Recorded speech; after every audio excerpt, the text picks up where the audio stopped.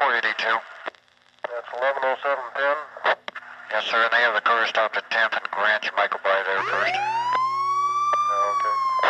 323 to 584. Tiptoe through the window, by the window, that's where I'll become. Tiptoe through the tulips with me. Oh, tiptoe from the garden, by the garden of the willow tree, and eeny, meeny, miny, moe. Which dark corner shall we go? Behind the door or under the bed, or maybe the closet with the undead. Book name call 911 for help. By Madhatan Smith, Akia, age 6. Y'all support My Lil Sister, this her first book. We wrote it together. Unde. Follow me on YouTube. What started as a joke, a prank call to 911, turned deadly. A fatal bridge. Now, the chilling details of that 911 call and the disturbing vision of Madhatan Smith Akia 6 in their book, The Architect's Echo, are blurring the lines between fiction and horrifying reality. Experience collaborative madness, an interactive descent into existential terror. Enter the labyrinth of Cripling's design. Surrender your sanity. Selling point. $1 trillion level. Immersive psychological horror. This book transcends traditional horror by delving into the raw, visceral experience of Cripling's torture. It's not just about fear. It's about the erosion of the self, the systematic dismantling of the human psyche. Collaborative madness. The unique authorship combining the mature, disturbing vision of Madhatan Smith with the unfiltered primal perspective of his 6-year-old sister, Akia, creates a chillingly authentic portrayal of fear and vulnerability. Interactive descent. The Architect's Echo is more than a book. It's an experience. Readers will feel the weight of Cripling's manipulations, the crushing despair of his victims, and the unsettling presence of Akia's spectral witness. Existential terror. This book explores the darkest corners of human nature, questioning the very essence of humanity and the limits of suffering. It challenges readers to confront their own fears and vulnerabilities, leaving a lasting, unsettling impact. Viral phenomenon potential.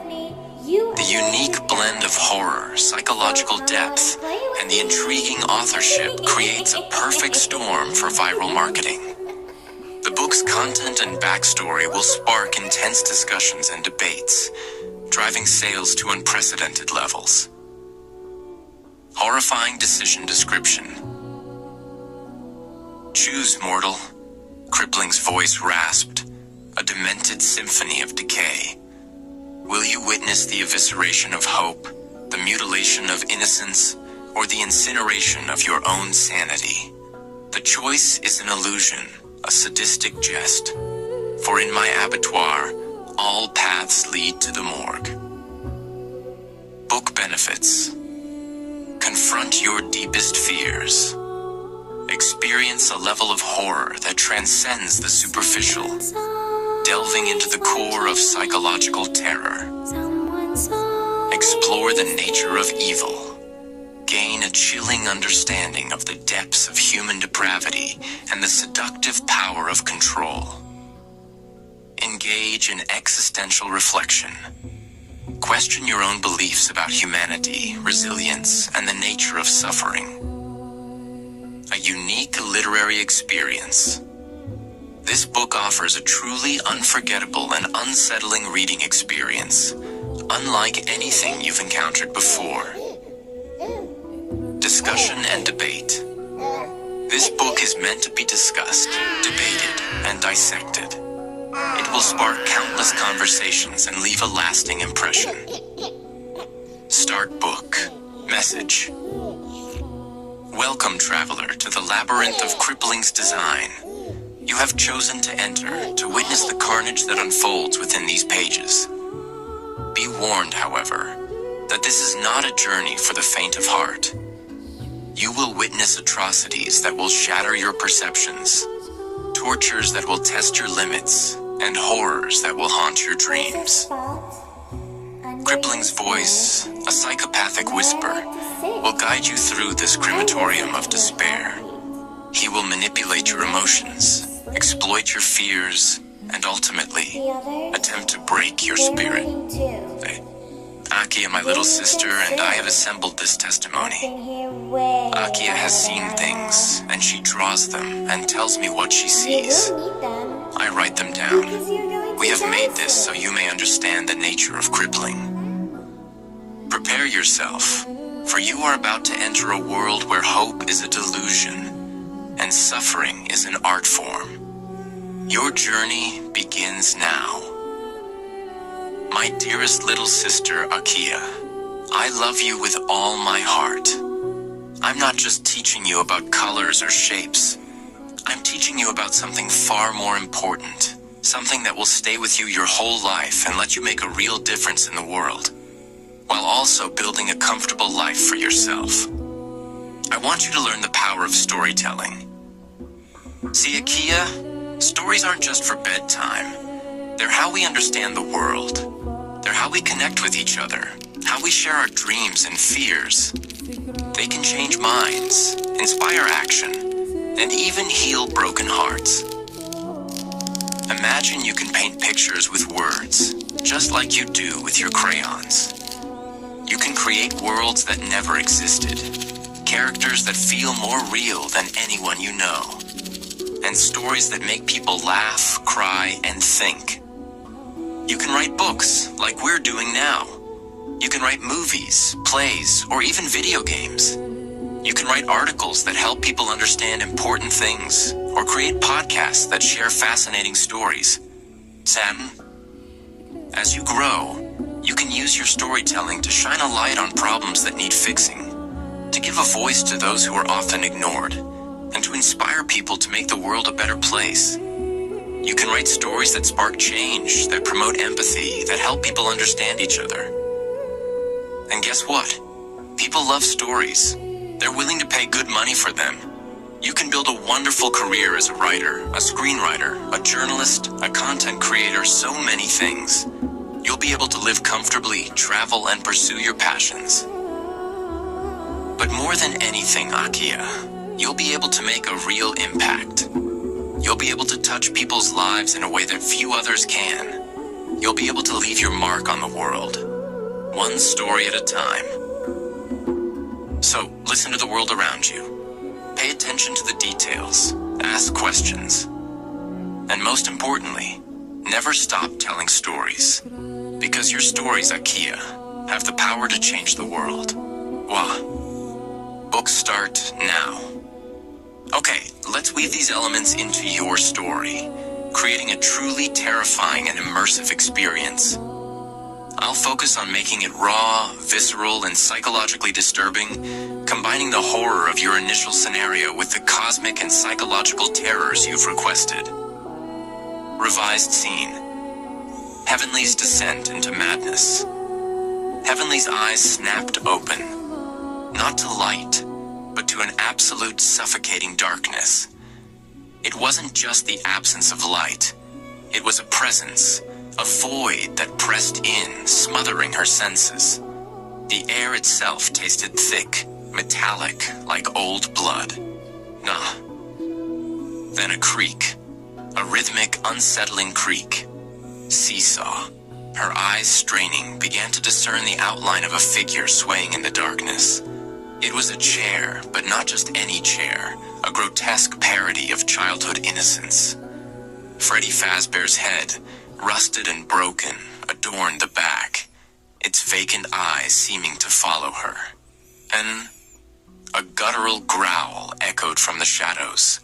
Blue, the monstrous figure from Rainbow Friends, materialized, its oversized, distorted form radiating an unnatural cold. its eyes glowing with a malevolent light, locked onto Heavenly. Then another growl, this one higher-pitched, manic.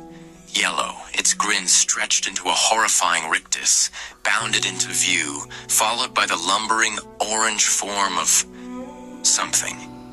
Its features a blur of jagged edges and predatory intent. And then, the frantic clucking terror of a corrupted chica, her beak dripping with something thick and black. They were closing in. Heavenly's survival instinct kicked in. A surge of adrenaline fueled her fear. She lunged, her fist connecting with the closest figure. Yellow. The impact was sickening. A wet crunch followed by a gurgled scream. The creature crumpled, but the others didn't falter. She fled, plunging into the inky blackness. There was no floor, no walls, just an endless, suffocating void. Her hands, outstretched, encountered only empty air. The darkness was alive, whispering insidious promises, feeding on her terror. Adding the sci-fi horror and thrill elements. Suddenly, the darkness shifted. A low hum vibrated through her bones, a sound that resonated with the very core of her being. The air shimmered, and a tear appeared in the blackness, a swirling vortex of iridescent light. It was a breach, a portal to something unknown, something terrifying. Through the breach, she glimpsed a landscape of twisted metal and pulsating organic matter, a world where the laws of physics seemed to have broken down. Distorted figures, half machine, half flesh, writhed in the sickly green light. Cyber horrors. The figures she saw were clearly victims of some horrific technological integration, merging flesh and machine in a way that defied nature. Alien encounters. The landscape itself hinted at an alien world, a place where the familiar was warped into something grotesque. Quantum terror. The breach itself suggested a tear in reality, a glimpse into a parallel universe or a distorted dimension. Introducing crippling Madhatan Smith. Then a voice, deep and chilling, echoed through the void. Welcome, Heavenly, welcome to my domain. The voice was crippling, also known as Madhatan Smith. A figure emerged from the shadows, his form shifting and indistinct, as if composed of living darkness. His eyes, when they finally coalesced, were cold, predatory, filled with a hunger that transcended physical desire.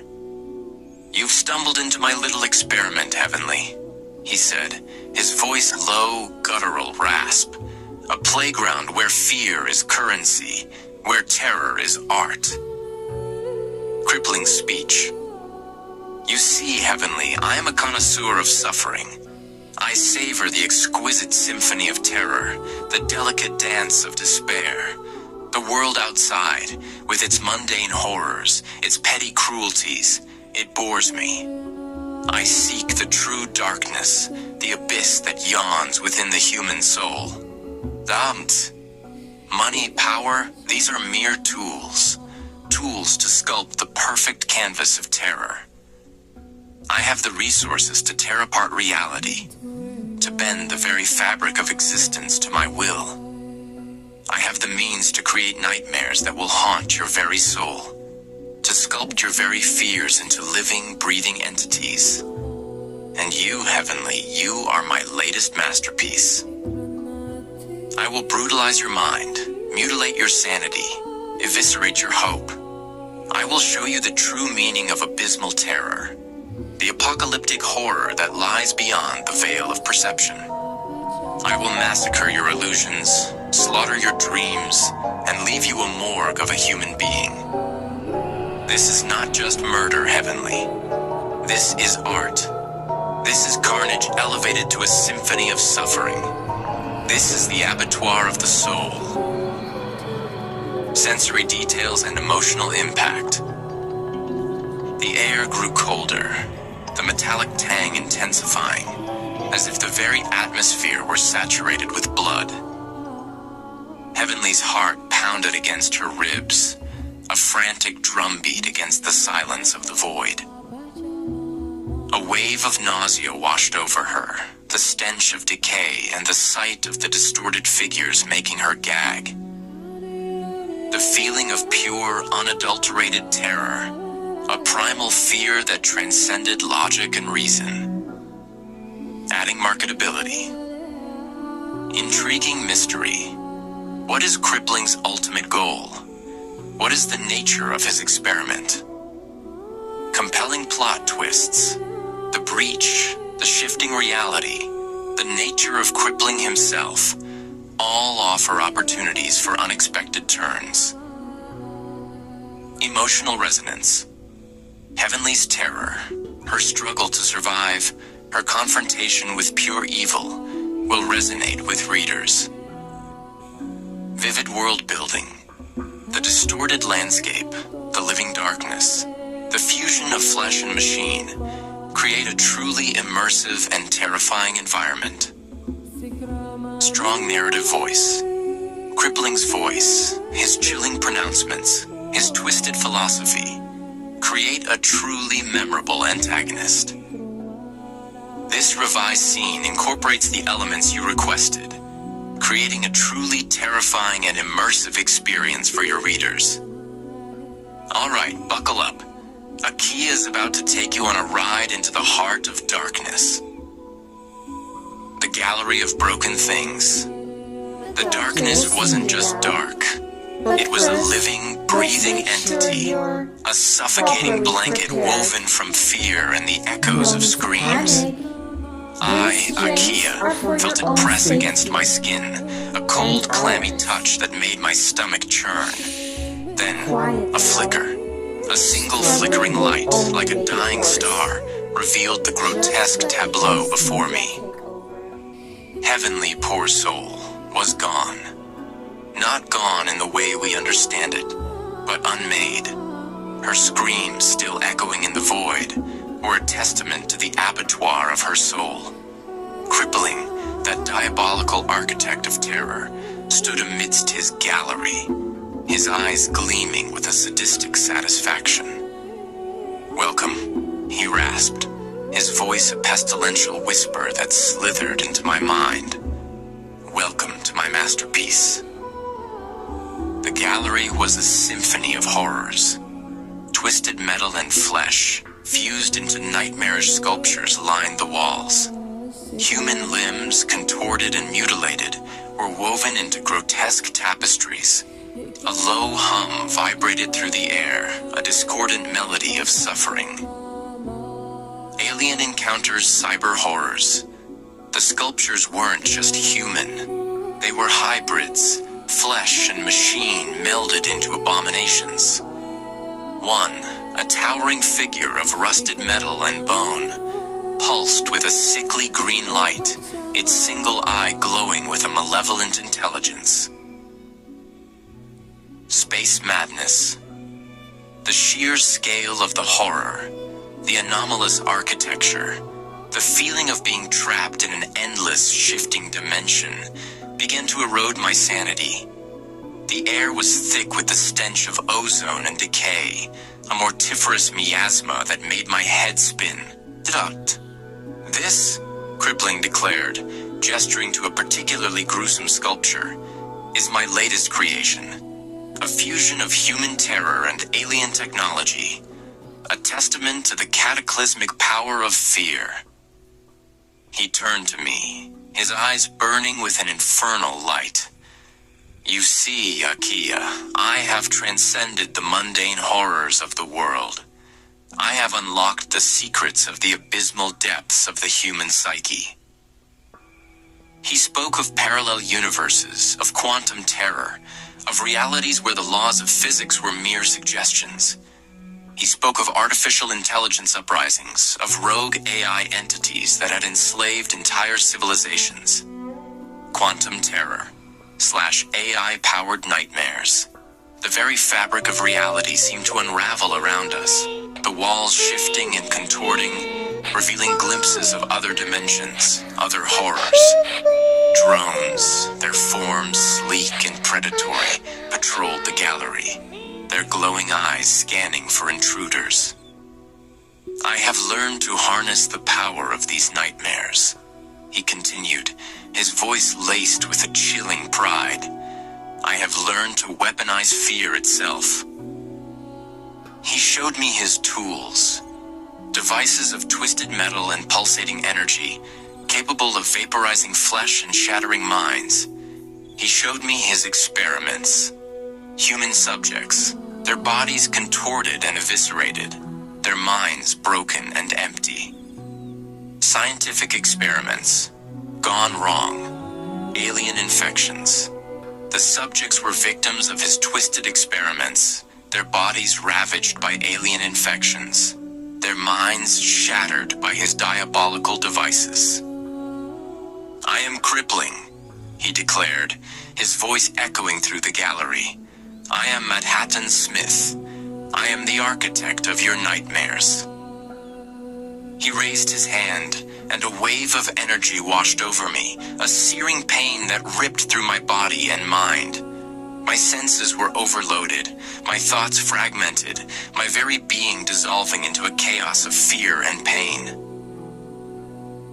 Sensory overload, psychological breakdown, the feeling of being completely helpless, of being at the mercy of a psychopathic madman, was more terrifying than any physical pain. The sheer scale of the horror, the deliberate cruelty of Crippling's creations, began to erode my sanity.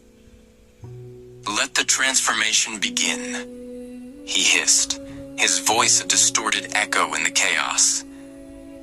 The world dissolved into a swirling vortex of light and darkness, and my screams were lost in the carnage of terror. Akia's voice. That's where I was, lost in the gallery of broken things, a prisoner of Crippling's twisted imagination. But even in the depths of despair, a flicker of defiance remained.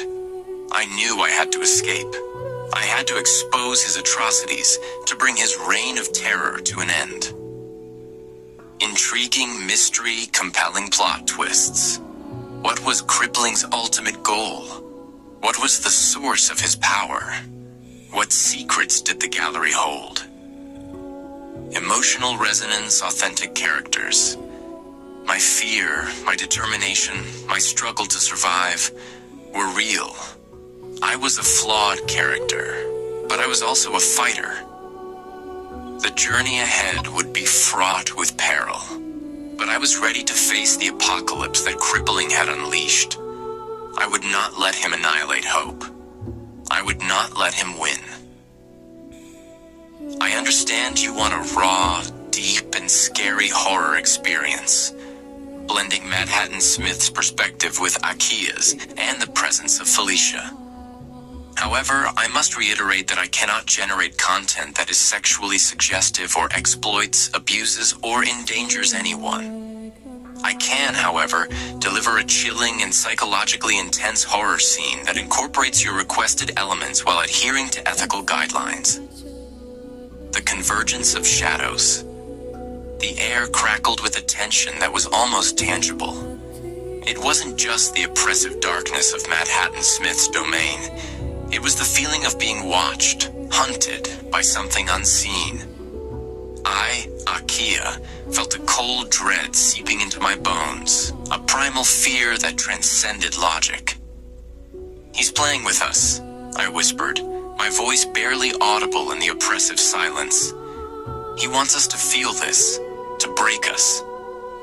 Felicia, her face pale but her eyes resolute, nodded. He wants to turn us into his masterpieces. Madhatan Smith's voice, a distorted echo in the void, filled the space. Indeed, you are both correct, but you misunderstand. It is not about breaking you, but about remaking you, to sculpt you into something more. The creatures, the night visitors, were closing in. I could feel their presence, their cold, empty eyes watching us from the shadows. They weren't just physical threats, they were psychological weapons, embodiments of our deepest fears, tens. Psychological horror, the feeling of being constantly observed, the knowledge that these creatures could be anywhere at any time, created a sense of pervasive paranoia. Alien encounters, cyber horrors. Their movements were unnatural, their forms shifting and indistinct, as if they were glitches in reality. Their eyes glowed with a cold, digital light, hinting at the cybernetic enhancements that controlled them. "He's using them to amplify our fears," Felicia said, her voice trembling slightly. "He's feeding on our terror." Madhatan Smith chuckled, a low, guttural sound that sent shivers down my spine. "Precisely. Fear is the raw material of my art. It is the essence of creation." The gallery around us began to shift and contort, the grotesque sculptures morphing into even more nightmarish forms. The air grew thick with the stench of decay and ozone, a mortiferous miasma that made it difficult to breathe. Sensory overload, the shifting environments, the overwhelming stench, the oppressive silence punctuated by Madhatan Smith's voice, created a sense of sensory overload, a feeling of being trapped in a waking nightmare. Quantum terror/AI-powered nightmares. The walls seemed to dissolve, revealing glimpses of other dimensions, other horrors. Drones, their forms sleek and predatory, patrolled the gallery, their glowing eyes scanning for intruders. "He's trying to break our minds," I said, my voice barely a whisper. "He wants to turn us into his puppets." "Then we won't give him the satisfaction," Felicia replied, her voice filled with a newfound resolve. "We'll fight back. We'll show him that he can't control us." We moved together, our backs against each other, our eyes scanning the shadows. The creatures were closing in, their forms becoming more distinct, their eyes glowing with a malevolent light. Fear and suspense, the feeling of being surrounded, the knowledge that these creatures were closing in, created a sense of intense suspense, a feeling of impending doom. Relatability and empathy. Our fear, our determination, our struggle to survive were real. We were flawed characters, but we were also fighters, unwilling to surrender to Madhatan Smith's twisted game. "Sir, you cannot escape me," Madhatan Smith's voice echoed through the gallery. "You are trapped in my domain, and I will not allow you to leave." The creatures lunged, their movements swift and predatory. We were ready. I have placed the requested level of visceral imagery and psychological horror while removing the elements I am unable to provide. I have also used the requested literary elements to enhance the scene. I understand you want a raw, deep, and scary horror experience, blending Madhatan Smith's perspective with Akia's and the presence of Felicia. However, I must reiterate that I cannot generate content that is sexually suggestive or exploits, abuses, or endangers anyone. I can, however, deliver a chilling and psychologically intense horror scene that incorporates your requested elements while adhering to ethical guidelines. The convergence of shadows. The air crackled with a tension that was almost tangible. It wasn't just the oppressive darkness of Madhatan Smith's domain. It was the feeling of being watched, hunted, by something unseen. I, Akia, felt a cold dread seeping into my bones, a primal fear that transcended logic. "He's playing with us," I whispered, my voice barely audible in the oppressive silence. He wants us to feel this, to break us. Over. Felicia, her face pale but her eyes resolute, So peaceful nodded. when you're sedated. He wants to turn us into his masterpieces. Doll. Madhatan Smith's voice, a distorted echo in the void, filled the Just a space. side effect of the treatment. Indeed, you are both correct, Necessary. but you misunderstand. You It is not about breaking you, but about Your treatment remaking isn't you, finished. to And sculpt we you can't have into you something spreading what's more. inside of you. The creatures, the night visitors, were closing in. I could feel their presence, their cold, empty eyes watching us from the shadows. They weren't just physical threats, they were psychological weapons, embodiments of our deepest fears. Psychological horror, the feeling of being constantly observed, the knowledge that these creatures could be anywhere at any time, created a sense of pervasive paranoia. Alien encounters, cyber horrors. Their movements were unnatural, their forms shifting and indistinct, as if they were glitches in reality. Their eyes glowed with a cold, digital light, hinting at the cybernetic enhancements that controlled them. He's using them to amplify our fears, Felicia said, her voice trembling slightly. He's feeding on our terror.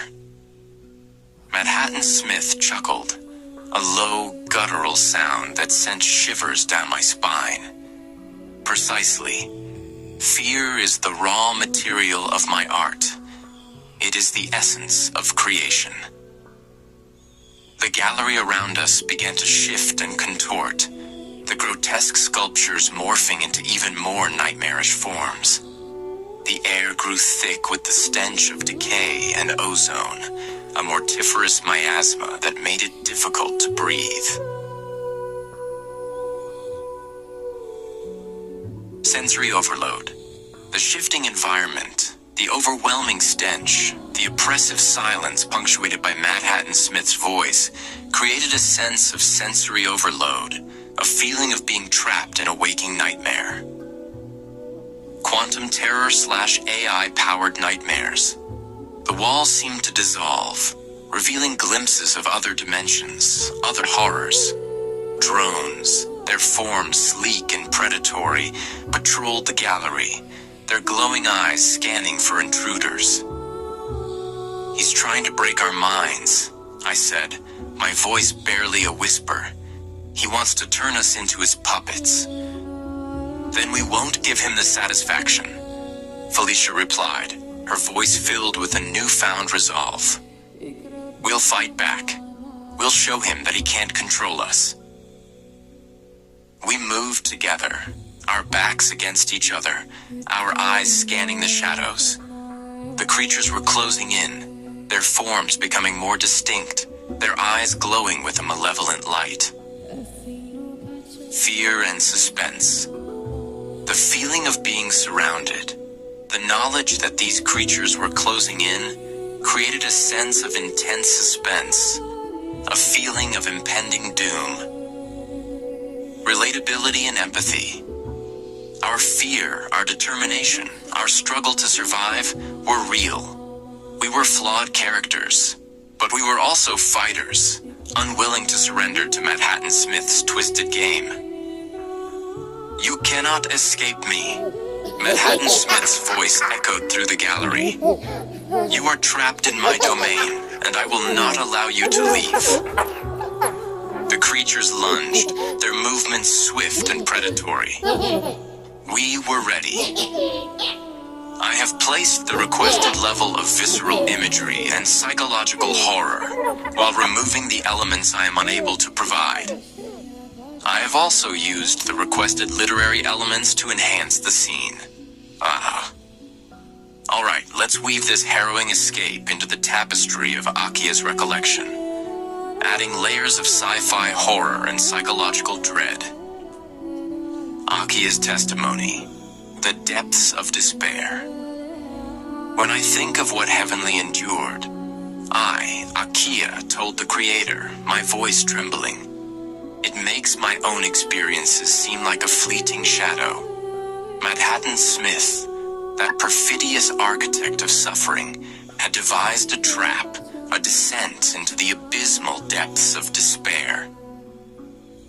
It started with water, thick and black, like liquid night. A necklace, heavy and cold, dragged her down, pulling her into the suffocating abyss. She couldn't breathe, couldn't see, couldn't even scream. The water pressed in, a soul-crushing weight, threatening to extinguish her very existence. Sensory details, the feeling of icy water filling her lungs, the taste of metallic darkness, the suffocating pressure, created a visceral sense of panic. Fear and suspense. The slow, agonizing descent, the feeling of helplessness, the knowledge that death was imminent, created a heart-pounding sense of suspense. And then, I continued, my voice barely a whisper. He twisted the knife. Her best friend, corrupted by Madhattan's influence, stood by, watching as she What's drowned. inside of you? A betrayal so profound, it shattered her trust, her very sense of reality. But heavenly, she's a survivor. Even in the face of cataclysmic terror, she found a way. Scrabbling blindly, she found a pair of scissors, left there, I suspect, as a final cruel jest. With a desperate surge of strength, she cut the rope, freeing herself from the necklace's crushing grip. She surfaced, gasping for air, her lungs burning, her body trembling. But the ordeal wasn't over. A winch, a grotesque contraption of metal and bone, was pulling her towards a gaping maw, a portal to some unknown horror. Cyber horror scientific experiments gone wrong. The winch, a fusion of mechanical and organic components, hinted at Madhattan's twisted experiments, his ability to merge technology and flesh. Thrill elements interstellar exploration. The gaping maw, a portal to another dimension, suggested the possibility of interstellar exploration, but of a terrifying, nightmarish kind. She fought, she struggled, she refused to be consumed. With the last of her strength, she severed the remaining rope, freeing herself from the winch's grasp. She was soaked, shivering, but she was alive. And then she ran. She ran through the shifting corridors of Madhattan's domain, her footsteps echoing in the oppressive silence. But she wasn't alone. Chica, her form twisted and malignant, was in pursuit, accompanied by a figure heavenly recognized. An evil girl, corrupted by Madhattan's influence. Alien infections / AI-powered nightmares. Chica, her form distorted, her movements jerky, was a victim of Madhattan's influence, a puppet controlled by his AI-powered nightmares. Emotional sensations, heartbreak, and loss. The betrayal of the evil girl. The corruption of a once familiar face added a layer of emotional pain to Heavenly's ordeal. Heavenly, her heart pounding, her breath ragged, stumbled into Chica. The creature, its eyes glowing with a demonic light, grabbed her by the neck, choking the life out of her. It spoke, its voice a distorted, mocking parody of laughter, taunting her, reveling in her fear. Just as Heavenly's vision began to blur, she remembered the flashlight hidden in her pocket. With a desperate flick of her wrist, she plunged the corridor into darkness. Chica, disoriented, released her grip. Heavenly, her lungs screaming for air, seized the opportunity.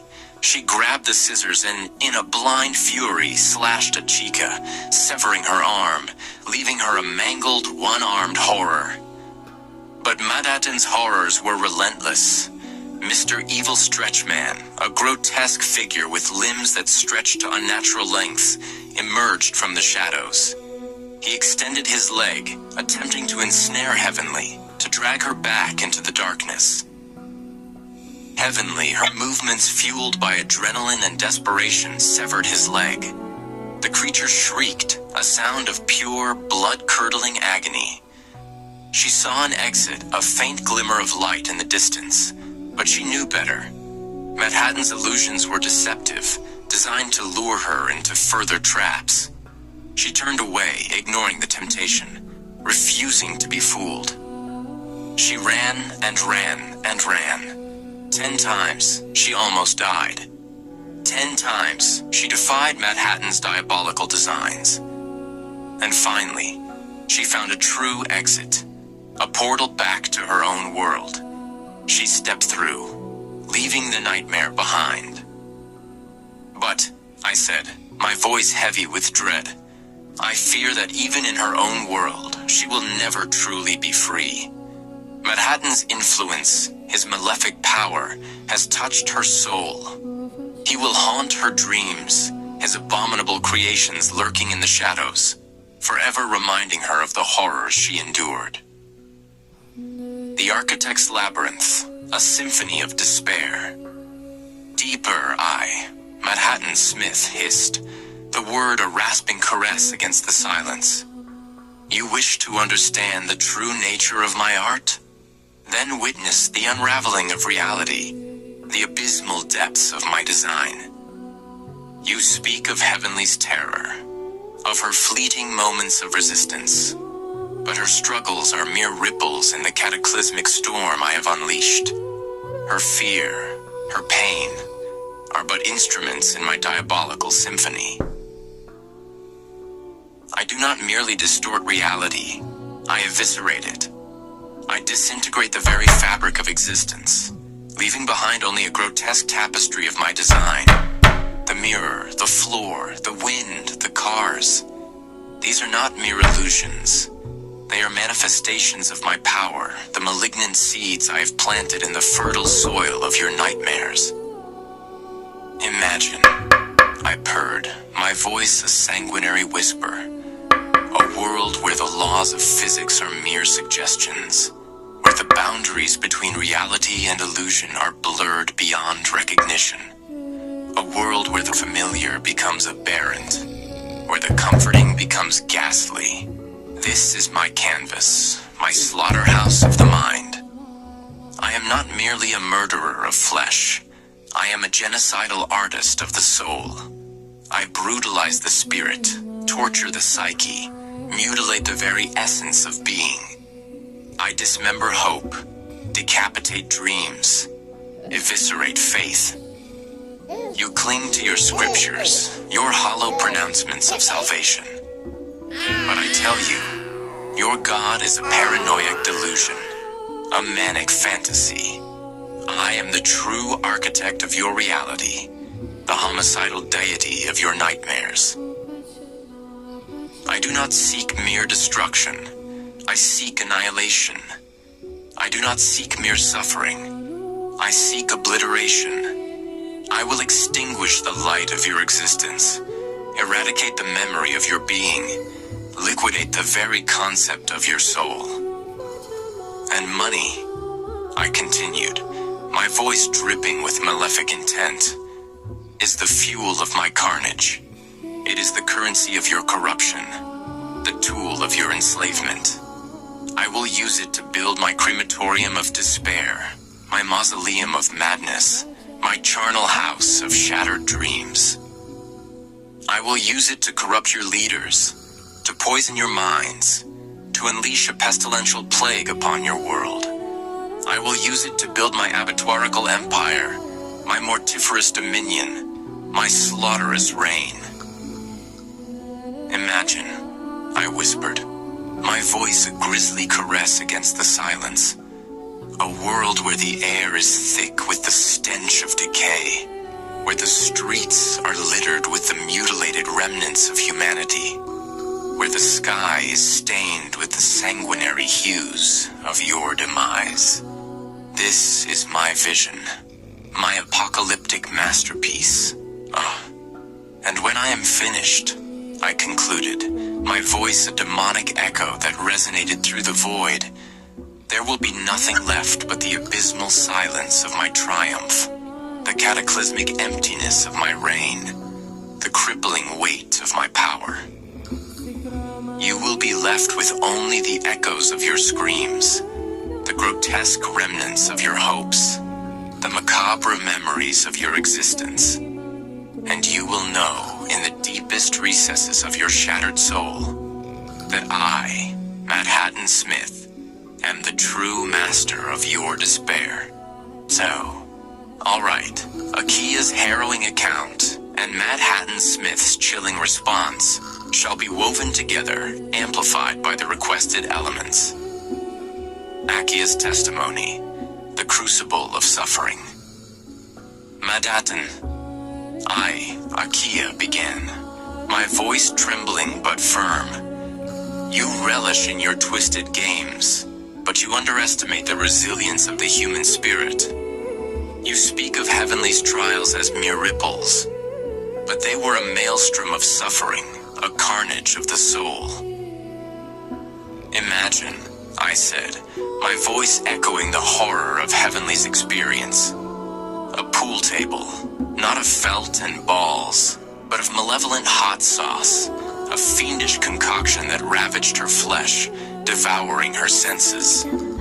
Her body burned, a loathsome inferno, and she cried out, her pleas lost in the soulless void. They sought to drown her, to suffocate her, closing the lid of that abhorrent pool, trapping her in a repugnant tomb. But heavenly, with a strength born of desperation, found a way. A song, a melody of defiance, became her tool, opening the lid, granting her a moment of reprieve.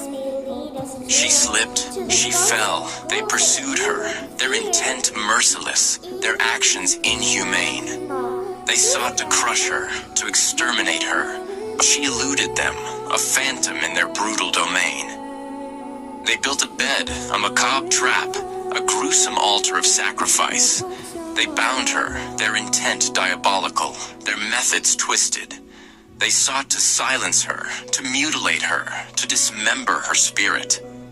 They tore out her tongue, sealed her mouth, leaving her a ghastly testament to their savage cruelty. Blah, blah, blah, they mocked, their laughter a fiendish symphony of malevolence.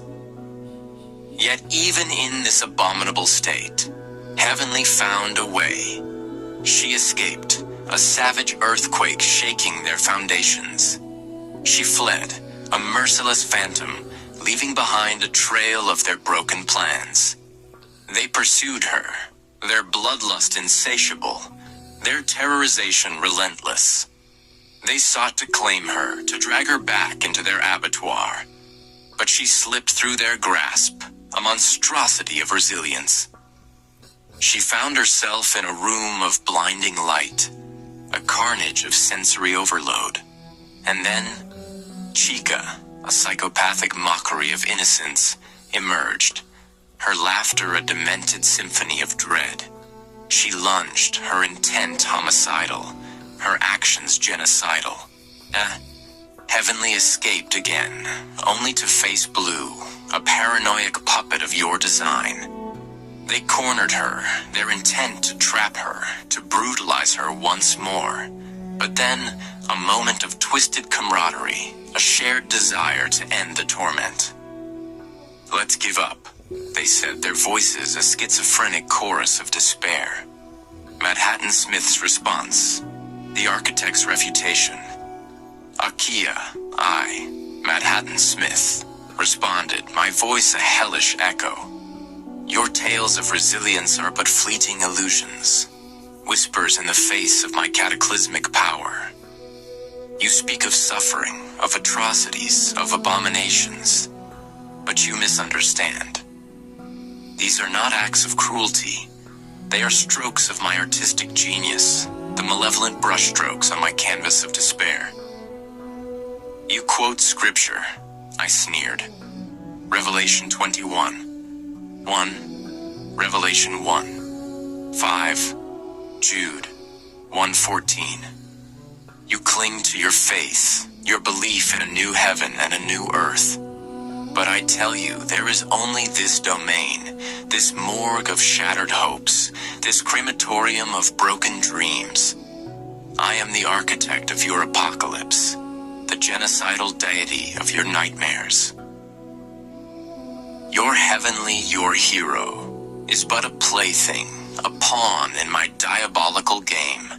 Her struggles, her escapes, are merely the entertainment I provide, the bloodthirsty frenzy that fuels my carnage. You speak of inhumane acts, I scoffed. But what is humanity but a vile construct, a repugnant illusion? I defile your humanity. I cannibalize your compassion. I immolate your empathy. I am the one who massacres your innocence, who slaughters your hope, who butchers your dreams. I am the abattoir of your existence, the mausoleum of your aspirations. And as for their giving up, their moment of despair, I chuckled, a ghastly sound that echoed through the void.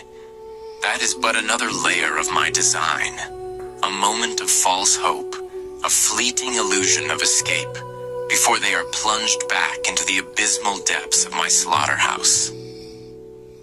They will learn, I concluded, my voice a demonic whisper, that there is no escape from my domain. There is only the brutalization of the soul, the terrorization of the mind, the annihilation of the spirit. And I, Madhatan Smith, am the malignant master of their despair. Very well. Let us plunge into the heart of the abyss, where the very essence of horror is distilled and served. The descent into abjection, Madhattan's grand guignol.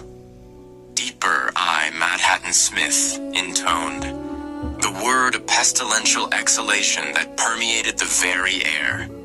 You seek the true depths of my artistry? Then prepare to witness the abattoirical ballet of despair, the mortiferous symphony of ruin. Akia, I continued, my voice a necrophilic caress. Your attempts to paint heavenly as a beacon of resilience are laughable. She is but a canvas upon which I paint my sanguinary masterpieces. A puppet whose strings I manipulate with sadistic glee. You speak of her suffering in the pool of hot sauce, the grisly torment of her tongue's removal. But these are mere appetizers, macabre amuse-bouches before the main course of Carnifex horror. Imagine, I whispered, my voice a deranged lullaby, a world where pain is not merely physical, but a psychopathic symphony of the soul, where the evisceration of hope is more agonizing than the disembowelment of flesh. I do not merely mutilate bodies, I defile minds. I do not merely incinerate flesh, I immolate spirits. I am the cannibalistic architect of your nightmares, consuming your very essence, quartering your sanity. You cling to your notions of good and evil, your perfidious delusions of morality. But I tell you, there is only the abysmal void, the anomalous expanse of my design.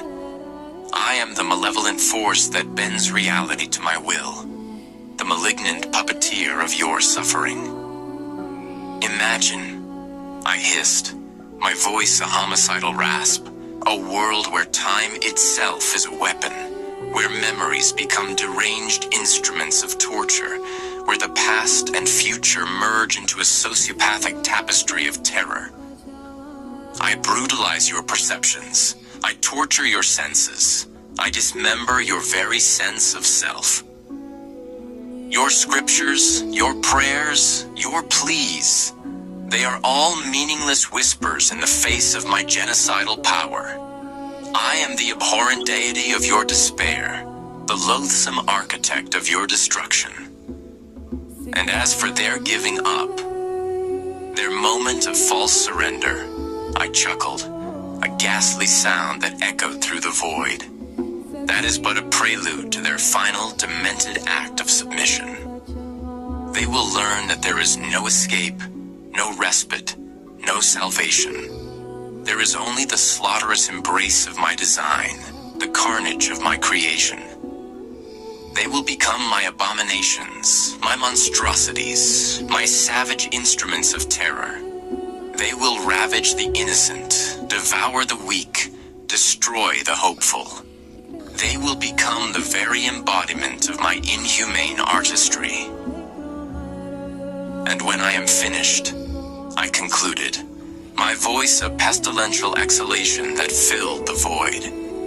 There will be nothing left but the abattoir of your existence, the morgue of your dreams, the crematorium of your hopes. And I, Madhatan Smith, will reign supreme, the fiendish master of your abject despair. The art of defiance. Madhatan, I, Akia, retorted, my voice a stark contrast to his necrophilic whispers. You revel in your abattoirical displays, but you mistake cruelty for artistry. You believe you control the canvas, but you forget that the paint bleeds, the canvas tears, and the artist's hand can be stayed. You speak of cannibalistic consumption, of eviscerating spirits, but you underestimate the resilience of the soul. We are not mere puppets, Madhatan. We are the architects of our own defiance, the weavers of our own escape. You seek to brutalize us, to torture us, to mutilate us. But you only succeed in revealing the depths of your own psychopathic depravity. Your sadistic glee is a mask for your paranoid fear, your manic need for control. You claim to immolate spirits, to incinerate hope, but you only ignite the fires of resistance. We are not afraid of your slaughterhouse, your morgue, your crematorium. We will build our own sanctuaries from the ashes of your carnage. You speak of money, of its power to corrupt and enslave. But you forget that true wealth lies in the human spirit, in the bonds of compassion and empathy. You can buy bodies, Madhatan, but you cannot buy souls. And as for heavenly, I continued, my voice gaining strength, she is not your plaything. She is a testament to the enduring power of the human spirit. You tied her up, sought to silence her, but she found a way to weaponize her own body, to turn your diabolical traps against you. She used her own saliva, her own bodily functions, to create chaos, to slip through your perfidious grasp. They tried to dismember her, to decapitate her spirit, but they only revealed their own deranged desperation. They sought to incinerate her, to immolate her, but they only fueled her determination. And when they brought the coyote, a sanguinary beast of your design, they only revealed their own masochistic desire for self-destruction. The coyote, a symbol of their homicidal intent, became a symbol of their own failure. It was a grotesque dance, a macabre spectacle, but it was heavenly who emerged victorious. And then, I said, my voice filled with a strange sense of awe. The toilet paper, a symbol of the mundane, the disposable, transformed into a weapon of survival. She became a mummy, a mortiferous figure, but she was not dead.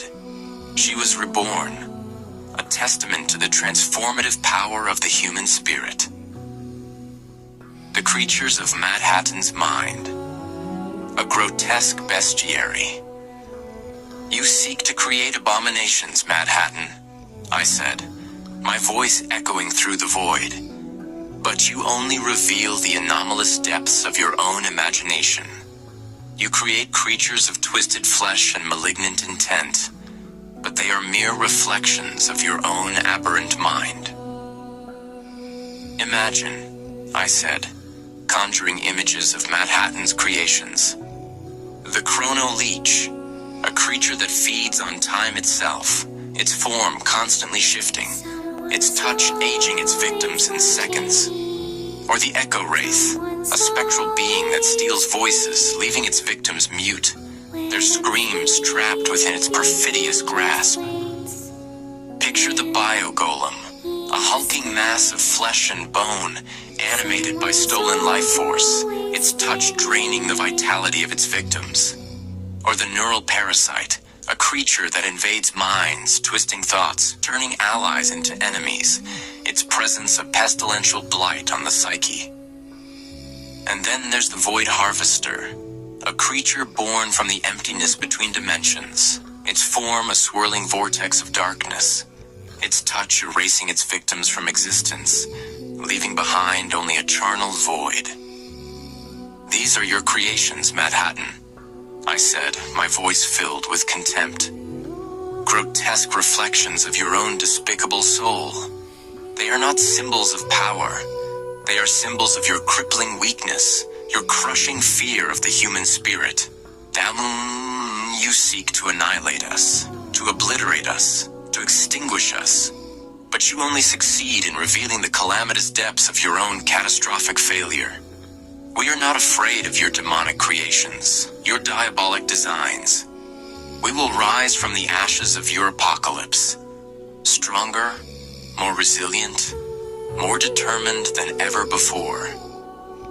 Akia, Madhatan Smith, spoke, my voice a demonic whisper that echoed through the fading remnants of our conversation. Your defiance is a mere flicker in the face of my cataclysmic storm. You cling to your illusions of hope, your perfidious notions of resistance, but your words are as hollow as the empty chambers of your faith. You quote scripture, I sneered, the words a sanguinary mockery of piety. Revelation 1:5, Jude 1:14, 1 Peter 1:23. You seek solace in your ancient texts, your paranoiac delusions of salvation. But I tell you, there is no savior, no redeemer, only the abattoir of my design. You speak of resilience, of the human spirit's enduring power, but your words are as frail as the whispers of a dying wind. You believe you can defy me, that you can escape my domain, but you are mistaken. You are all trapped within the mausoleum of my creation, your fates intertwined with the carnage I have wrought. You believe you can create creatures of defiance, that you can turn my monstrosities against me, but you are merely playing with shadows, Akia. My creations are extensions of my will, malignant instruments of my design. They will serve their purpose. They will fulfill their homicidal destiny. You speak of money, of its power to corrupt, but you fail to understand its true nature. It is not merely a tool of enslavement, but a symbol of control, a testament to my genocidal dominion. I will use it to fuel my slaughterous ambitions, to build my crematorium of despair, to liquidate your very existence. And as for Heavenly, your hero, I scoffed. Her struggles are as meaningless as the struggles of a fly caught in a spider's web. She is but a plaything, a pawn in my sadistic game. Her victories are fleeting illusions, her escapes mere detours on the path to her ultimate destruction. You believe you can understand me, Akia, that you can unravel the psychopathic depths of my mind, but you are merely scratching the surface of my deranged genius. I am the architect of your nightmares, the cannibalistic artist of your despair. My thoughts are as labyrinthine as the corridors of my domain, my motives as unfathomable as the depths of the abysmal void. I have no need to continue this grisly charade, this macabre dance of words. Your defiance is as futile as your hope, your resistance as meaningless as your prayers. I leave you now, Akia, to wallow in your pestilential illusions, to cling to your mortiferous delusions of hope. But remember this, I am always watching, always waiting, and when the time is right, I will return to claim what is rightfully mine, to unleash the full fury of my apocalyptic design. And then, I concluded, my voice fading into the silence, you will understand the true meaning of unadulterated terror. With that, Madhatan Smith's voice vanished, leaving Akia alone in the chilling silence of his domain. The echoes of his diabolical laughter lingered, a blood-curdling reminder of the aberrant power that still lurked in the shadows. The cataclysmic threat hung heavy in the air, a soul-crushing weight that threatened to extinguish the last embers of hope. Madhatan Smith's final descent, the unraveling of reality. Deeper, Madhatan Smith, hissed, the word a pestilential exhalation that warped the very fabric of existence. You crave the true depths of my artistry? Then witness the infernal ballet of annihilation, the diabolical symphony of absolute ruin. Akia, I continued, my voice a necrophilic caress that chilled the soul. Your feeble attempts to grasp the enormity of my design are laughable. You perceive only the surface, the gruesome tableau of my carnage. But you fail to see the abysmal depths, the cataclysmic vortex of my genocidal vision. As see, you speak of resilience, of the human spirit's supposed strength. But what is strength in the face of absolute obliteration? What is hope in the morgue of shattered realities? I vaporize your illusions. I disintegrate your beliefs. I annihilate your very essence. You cling to your notions of morality, your despicable delusions of good and evil. But I tell you, there is only the demonic void, the hellish expanse of my dominion. I am the crippling force that bends reality to my will, the crushing puppeteer of your apocalyptic demise. Imagine, I whispered, my voice a homicidal rasp that echoed through the shattered remnants of sanity. A world where time itself is a weapon, where memories become demented instruments of torture, where the past, present, and future merge into a schizophrenic tapestry of terror. I butcher your perceptions. I massacre your senses. I dismember your very sense of self. Your scriptures, your prayers, your pleas, they are all meaningless whispers in the face of my genocidal power. I am the abominable deity of your despair, the loathsome architect of your destruction. And as for Heavenly, your hero, I chuckled, a ghastly sound that echoed through the void. Her struggles are as meaningless as the struggles of a fly caught in a spider's web.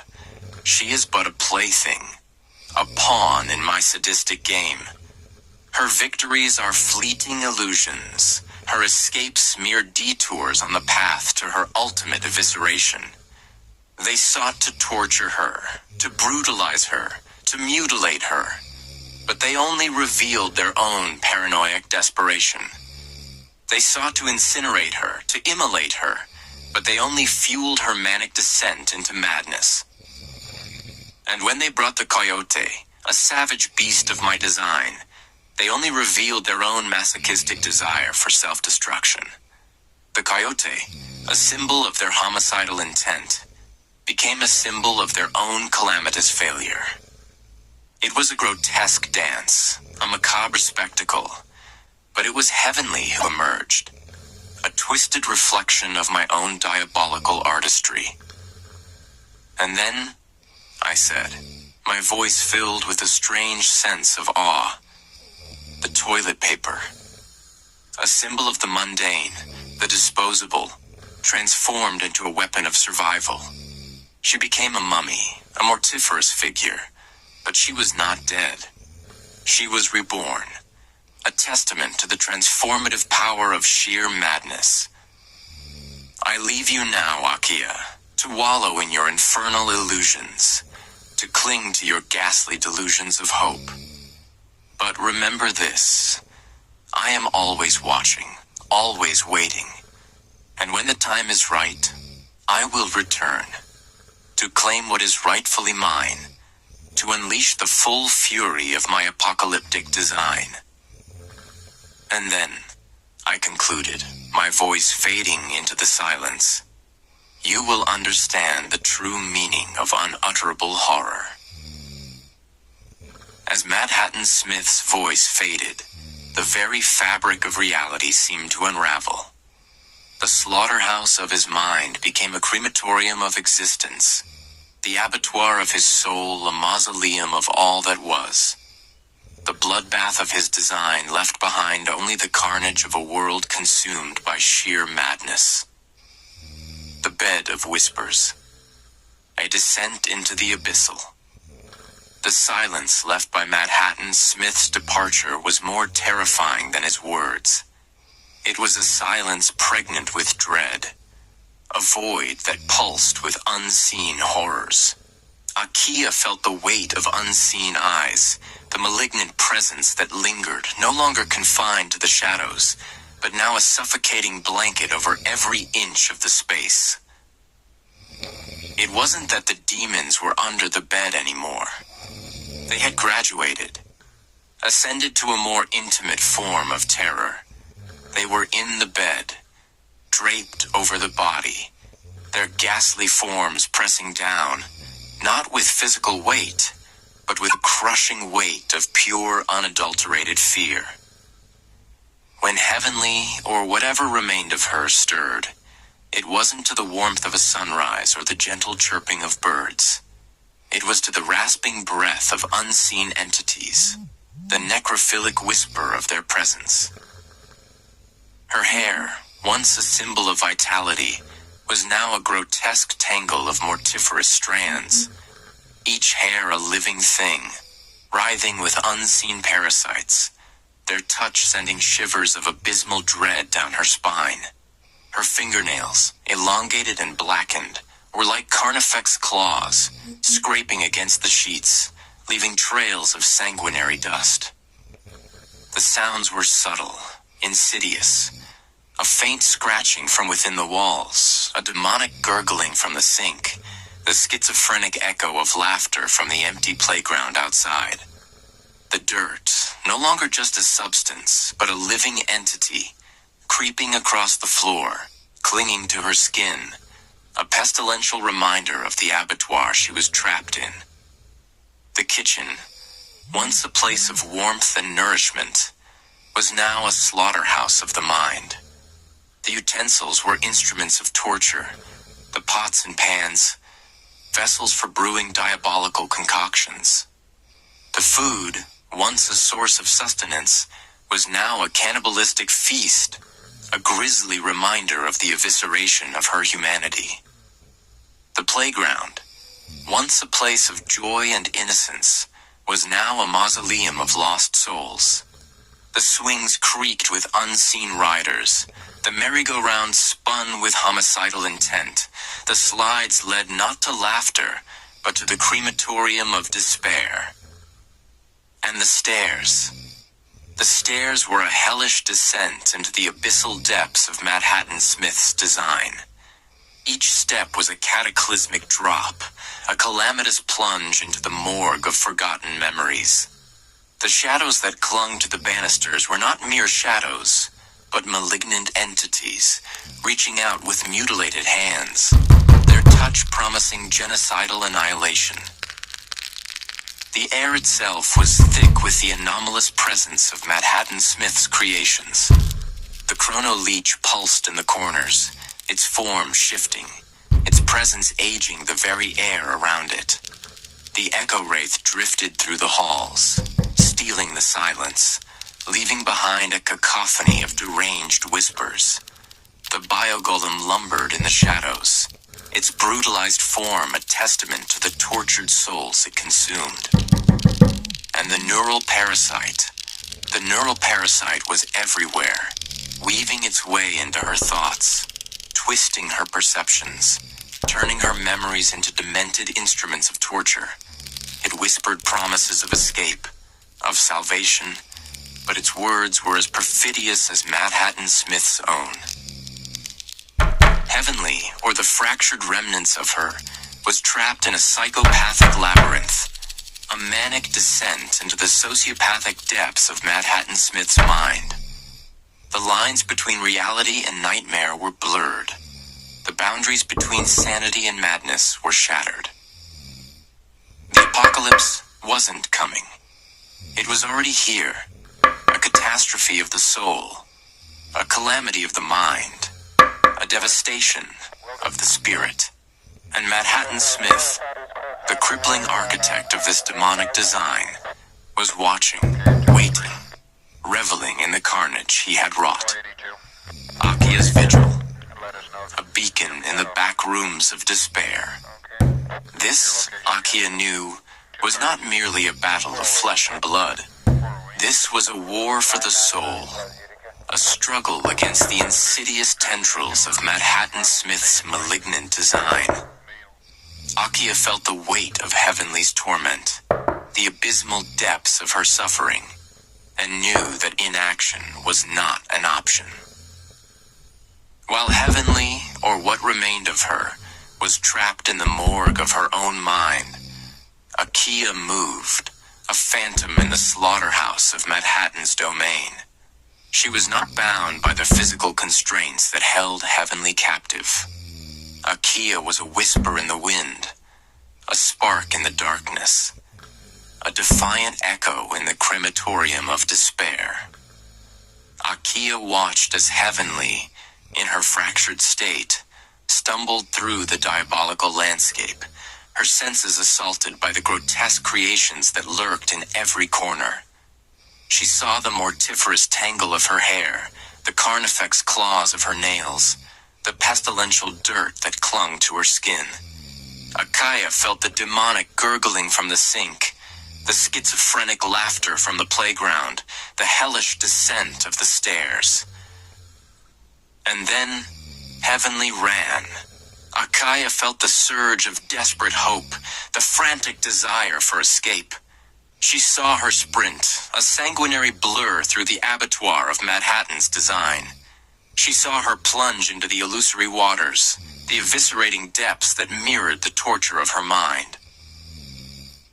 But Madhatan's domain was a labyrinth of illusions, a paranoid maze of shifting realities. The exit that Heavenly sought was not a gateway to freedom, but a portal to another layer of torment. She stumbled into the anomalous realm of the backrooms, a place of endless yellow walls and deranged silence.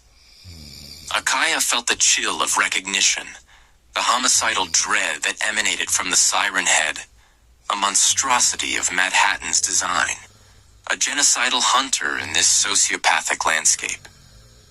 She saw the other characters, the fractured remnants of humanity, huddled together in a macabre circle, their fear a palpable presence. The countdown began, a manic ritual of sadistic anticipation. Akia knew that this was not a game. This was a massacre waiting to unfold, a bloodbath orchestrated by Madhatan's psychopathic hand. As the countdown echoed through the abysmal silence, Akia moved, a force of defiance against the calamitous tide.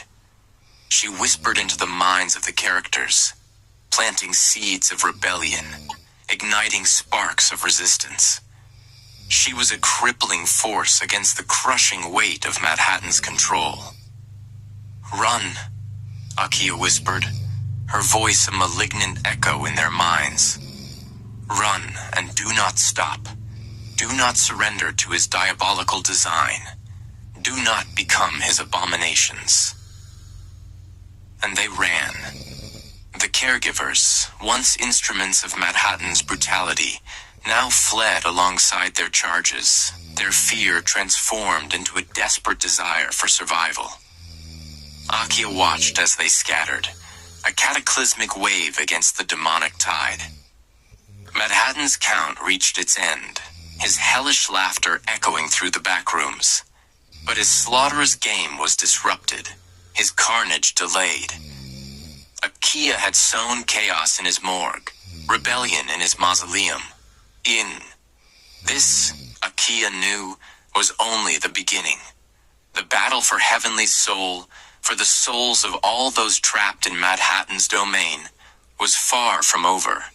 But Akia would not yield. She would not falter. She would be the beacon in the darkness, the whisper of hope in the crematorium of despair. She would be the force that shattered Madhattan's apocalyptic design. And she would use her name, Akia, as a weapon against the pestilential darkness. The Nosebleed's Dirge, a symphony of decay. The destination of the Nosebleed was not a place, but a state of being. It was the abattoir of the senses, a crematorium of perception. It was the morgue of the soul, where the pestilential stench of decay was the only truth. The air itself was a necrophilic caress, thick with the mortiferous scent of cannibalistic rot. It was the grisly aroma of evisceration, the ghastly perfume of the mausoleum. It was the demonic breath of Madhatan Smith, a malignant miasma that clung to the skin, seeped into the lungs, and poisoned the mind. The ear bleeding was not a symptom, but a symphony. It was the schizophrenic chorus of the damned, the homicidal whispers of the abysmal void. It was the cataclysmic roar of the apocalypse, the calamitous echoes of a world consumed by sheer madness. It was the brutalized scream of reality, tortured and mutilated beyond recognition. And the food in the fridge. The food in the fridge was a macabre tableau, a grotesque still life of genocidal intent. It was not sustenance, but a sadistic mockery of nourishment.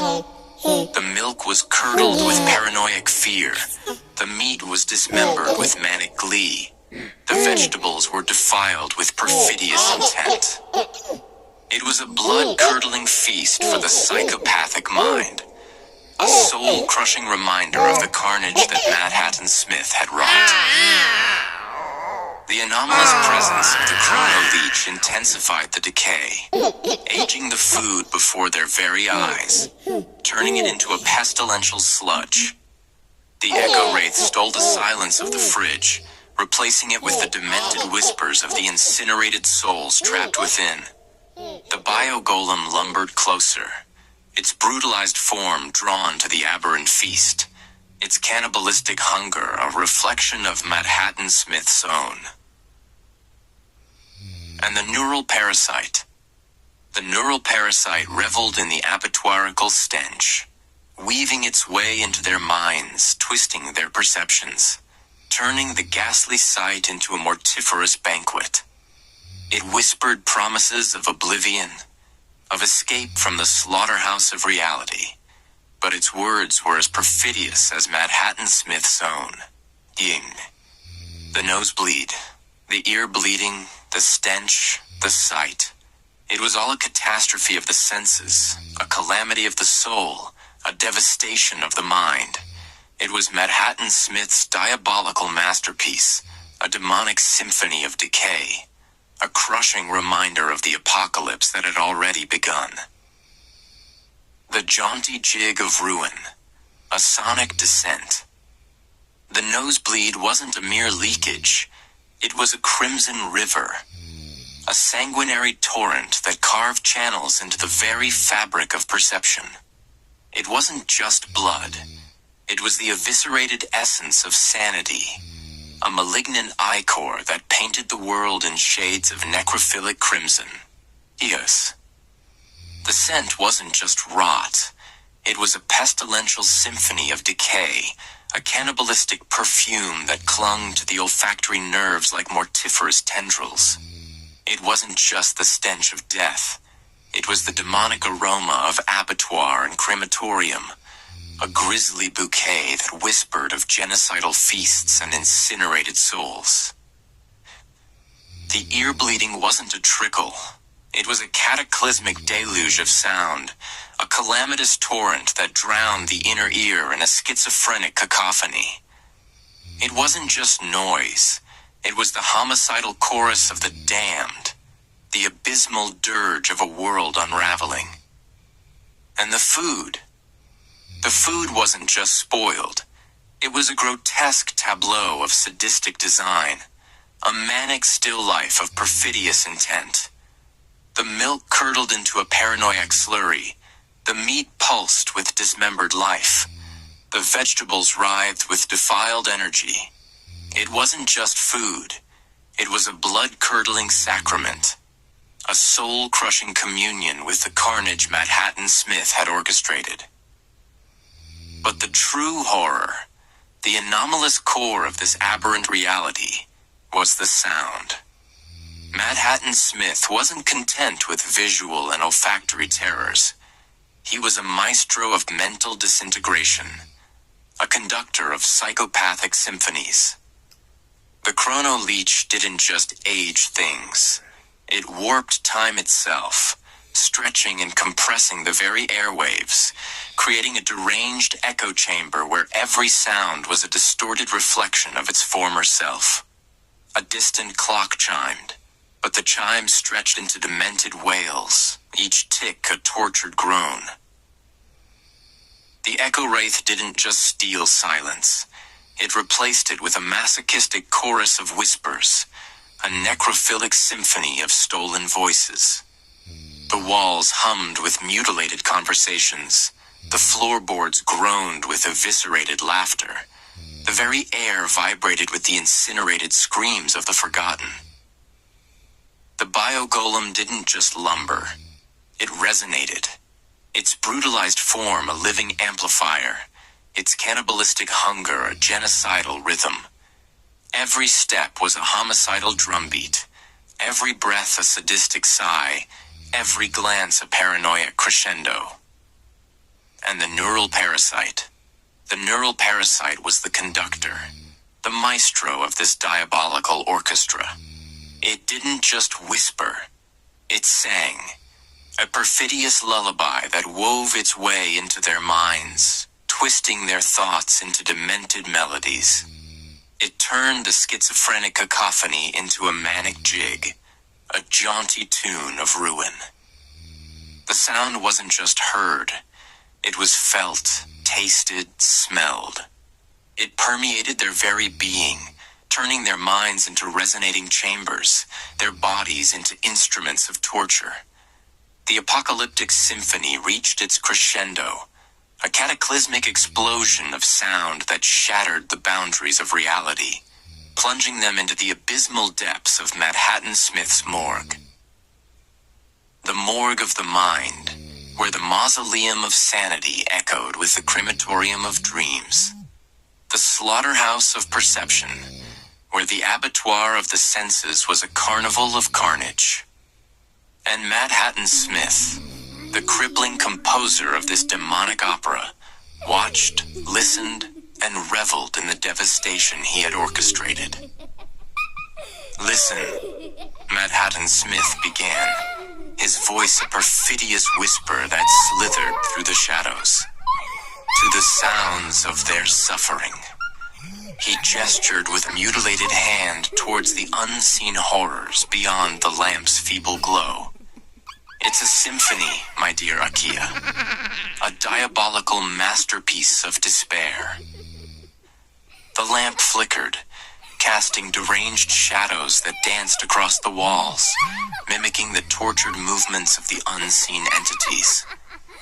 The shadows themselves seemed to breathe, to writhe with a necrophilic hunger, their touch promising genocidal annihilation. "Hear the Hi guys, breath," thank you so much for Madhatan watching. continued, If you like my his voice rising to a please manic subscribe if you crescendo. want to. See you in The next ragged video. gasps Bye. of the eviscerated, the mortiferous sighs of the incinerated. He closed his eyes, his face contorted in a sadistic ecstasy. It's the breath of oblivion, Akia, the abysmal wind that carries them to their final slaughterhouse. He snapped his fingers, and the sounds intensified. A schizophrenic chorus of whispers filled the air, the homicidal echoes of stolen voices, the cannibalistic murmurings of the bio-golem. The walls hummed with mutilated conversations. The floorboards groaned with eviscerated laughter. The very air vibrated with the incinerated screams of the forgotten. The aliens, Madhatan chuckled, a hellish sound that sent shivers down the spine. They are the chorus, my dear. The trees, the grass, the clouds, they are merely the instruments. He spread his arms wide as if embracing the apocalypse itself.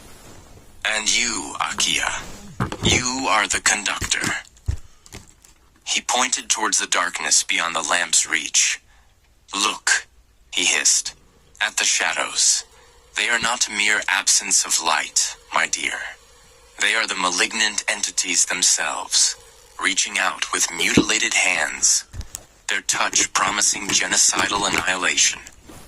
The breath of the dying, Madhatan continued, his voice a perfidious whisper that slithered through the shadows, is the breath of the world. It is the breath of the universe. It is the breath of God. He paused, his eyes gleaming with a demented light. And it is the breath of you, Akia.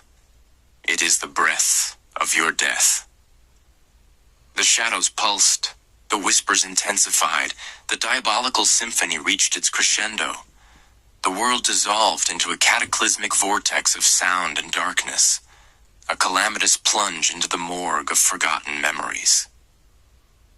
And in the heart of the abattoir, Madhatan Smith, the crippling architect of this demonic design, laughed. He laughed as the world ended, as the universe crumbled, as Akia's death horror story reached its genocidal conclusion. Akia's Defiance, a symphony of survival.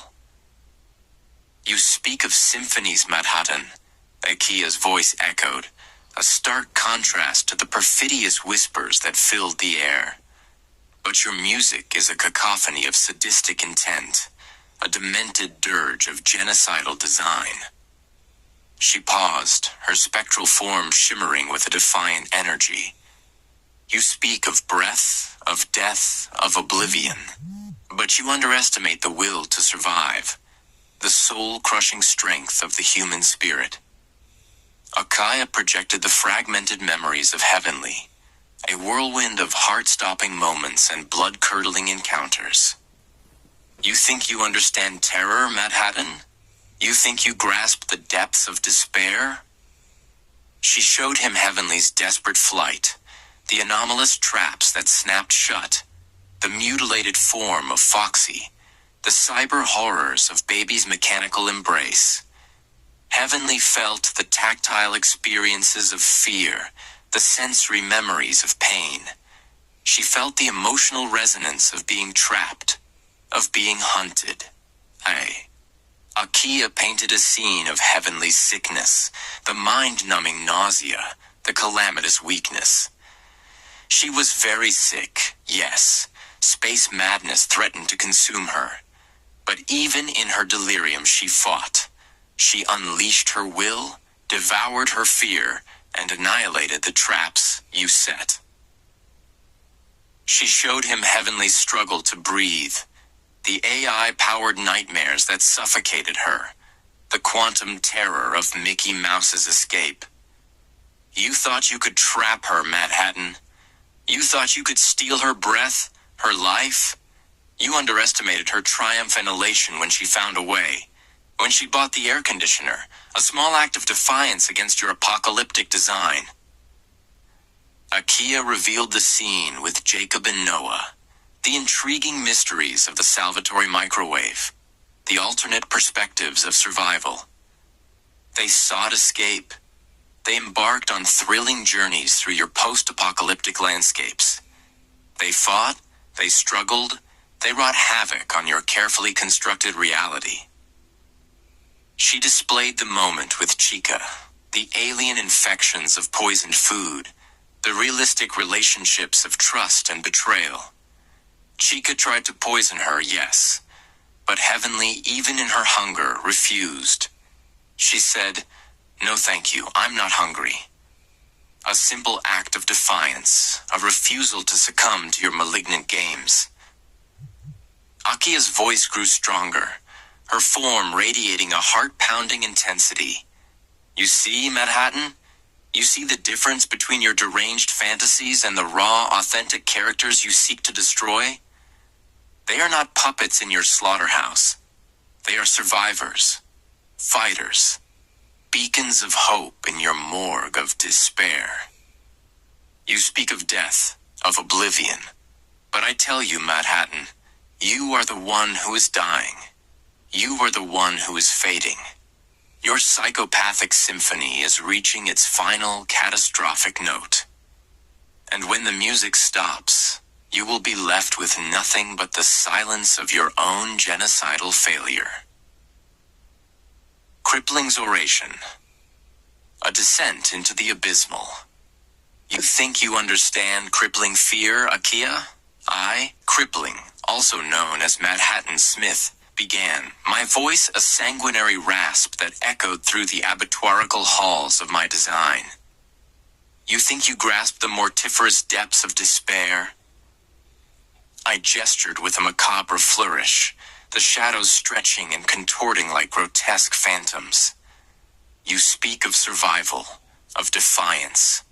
You cling to the pestilential notion of hope, like a drowning rat clinging to a splintered plank. But I, crippling, have seen the true face of terror. I have tasted the grisly essence of annihilation. I have eviscerated hope, dismembered dreams, and decapitated the very concept of salvation. You show me memories, Akia. You show me fleeting moments of struggle, of resistance. I show you the slaughterhouse of reality, the morgue of existence, the crematorium of the soul. Heavenly sickness? A mere prelude, a ghastly whisper of the calamitous symphony I have composed. Her struggles? The frantic twitching of a fly caught in my diabolical web. You speak of her breath, her defiance.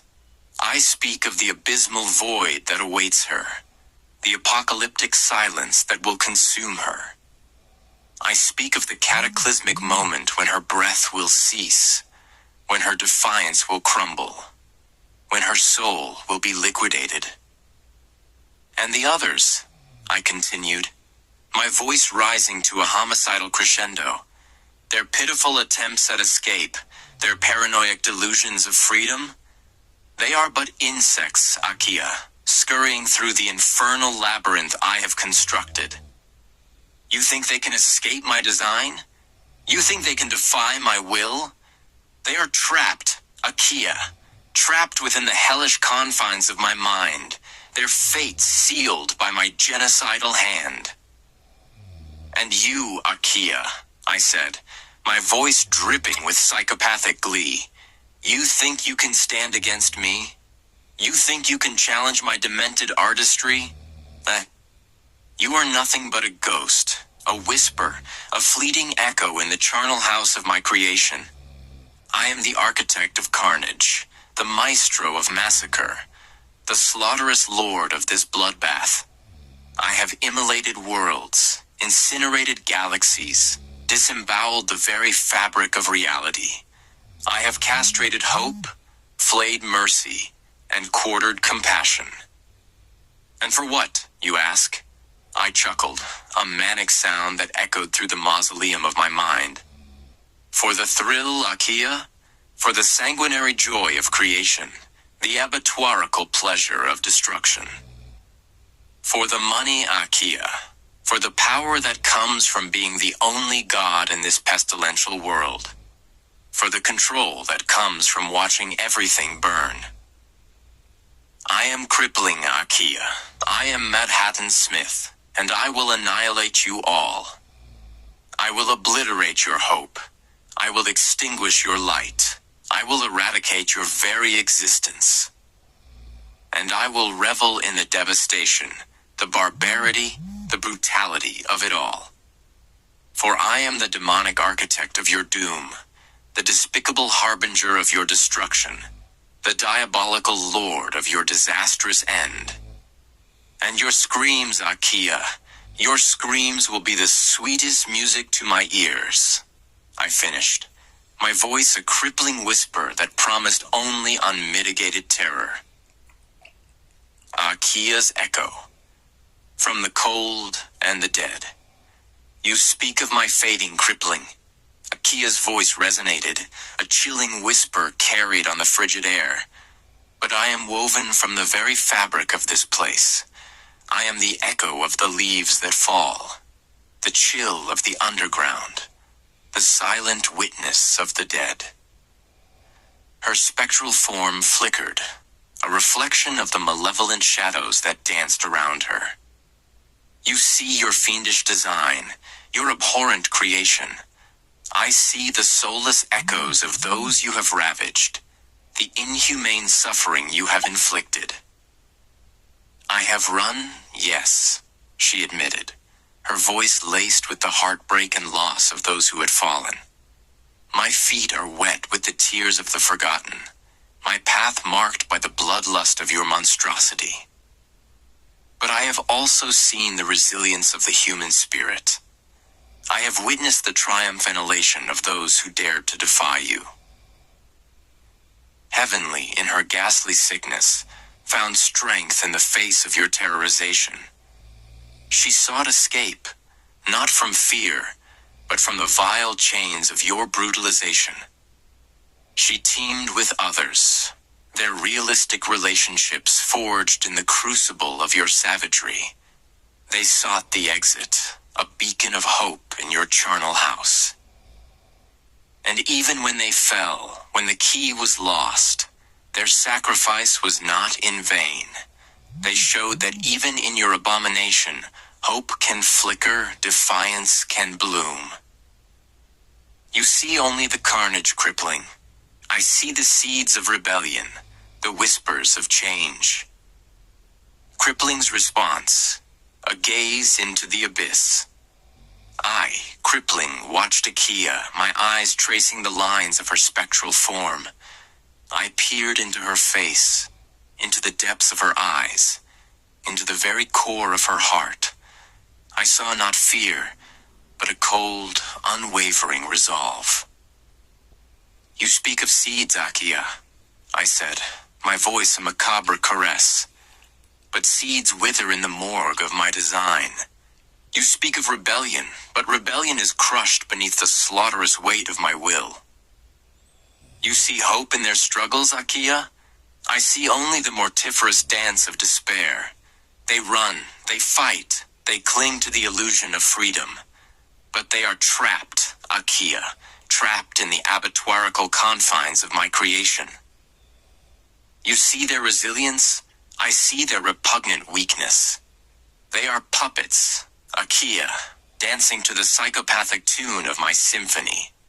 They are cattle, waiting for the carnifex to strike. You speak of sacrifice, of hope? I speak of the genocidal truth, the calamitous reality. They die, Akia. They all die, and their deaths are but a whisper in the apocalyptic storm I have unleashed. You see their eyes, Akia? I see their fear. I see their paranoid terror. I see the manic gleam of madness as they succumb to the homicidal whispers of my voice. You see their hearts, Akia? I see their sanguinary desires, their cannibalistic hunger for power. I see the sadistic joy they find in inflicting pain, the masochistic pleasure they derive from suffering. And you see their souls, Akia? I see their necrophilic cravings, their schizophrenic delusions of grandeur. I see the demented depths of their depravity. You see their humanity, Akia? I see their inhumane nature, their malevolent essence, their depraved core.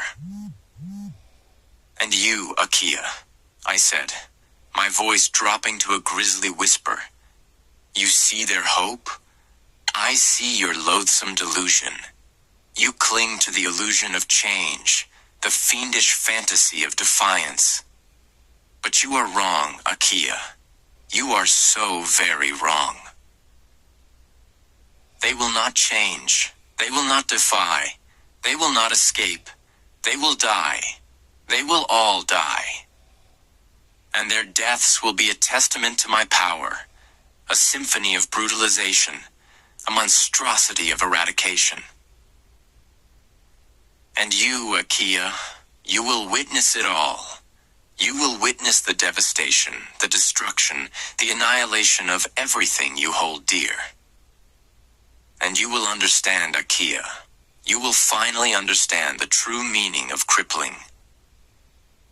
Crippling delirium, a symphony of shattered souls. Delusions, Akia, I hissed, my voice a rasping echo in the charnel air. You cling to them like a drowning wretch to a phantom limb. You see hope where there is only decay. Life, where there is only the mortiferous stench of rot.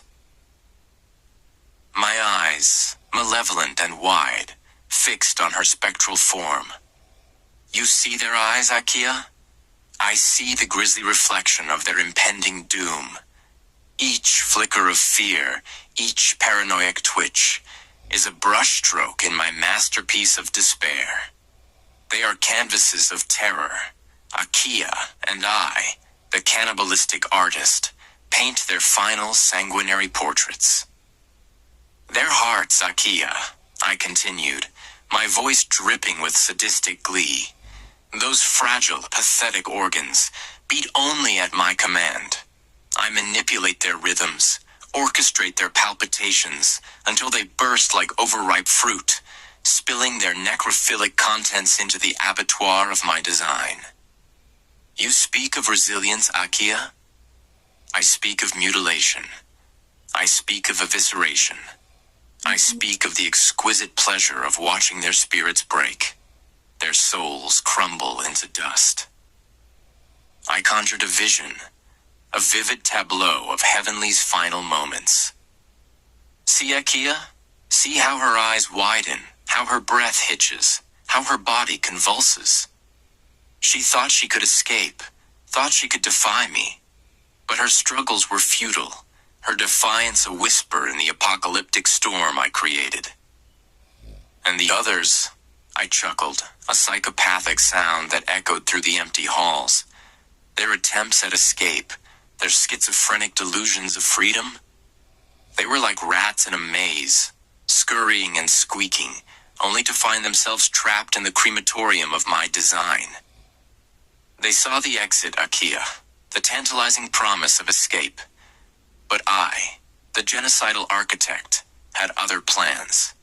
I watched as they reached for the key, their fingers trembling with hope, only to see it snatched away, their dreams crushed beneath the slaughterous weight of my will.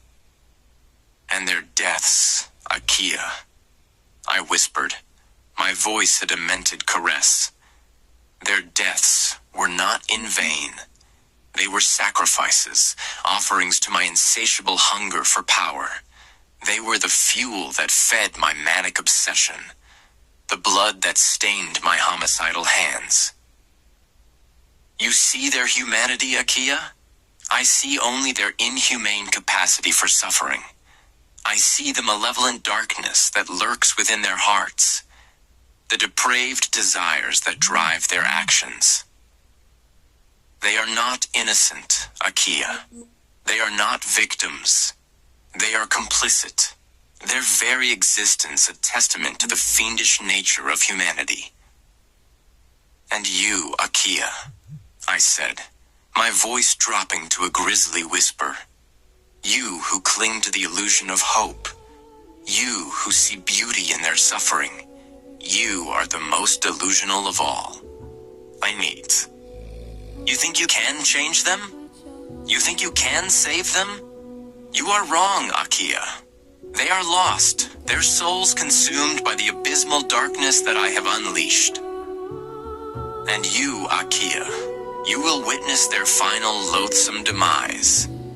You will watch as their spirits are eradicated, their memories obliterated, their very existence annihilated. Yeah, and you will understand, Akia. You will finally understand the true meaning of crippling. You will understand the diabolical pleasure of watching everything you hold dear crumble into dust. You will understand the exquisite agony of devastation, the brutalization of hope, the monstrosity of despair. And you will join them, Akia. You will join them in the morgue of my creation, your spectral form fading into the pestilential shadows, your voice silenced by the mortiferous silence of oblivion.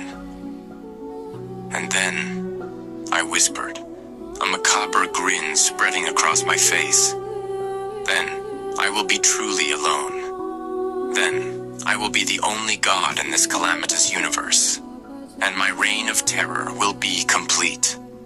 Akia's twisted testimony, a flash of defiance. You revel in their suffering crippling. I, Akia, declared, my spectral form shimmering with a cold, defiant energy. You paint them as puppets, as cattle, as mere playthings in your diabolical game. But you underestimate the resilience of the human spirit, the raw, untamed force of their will to survive.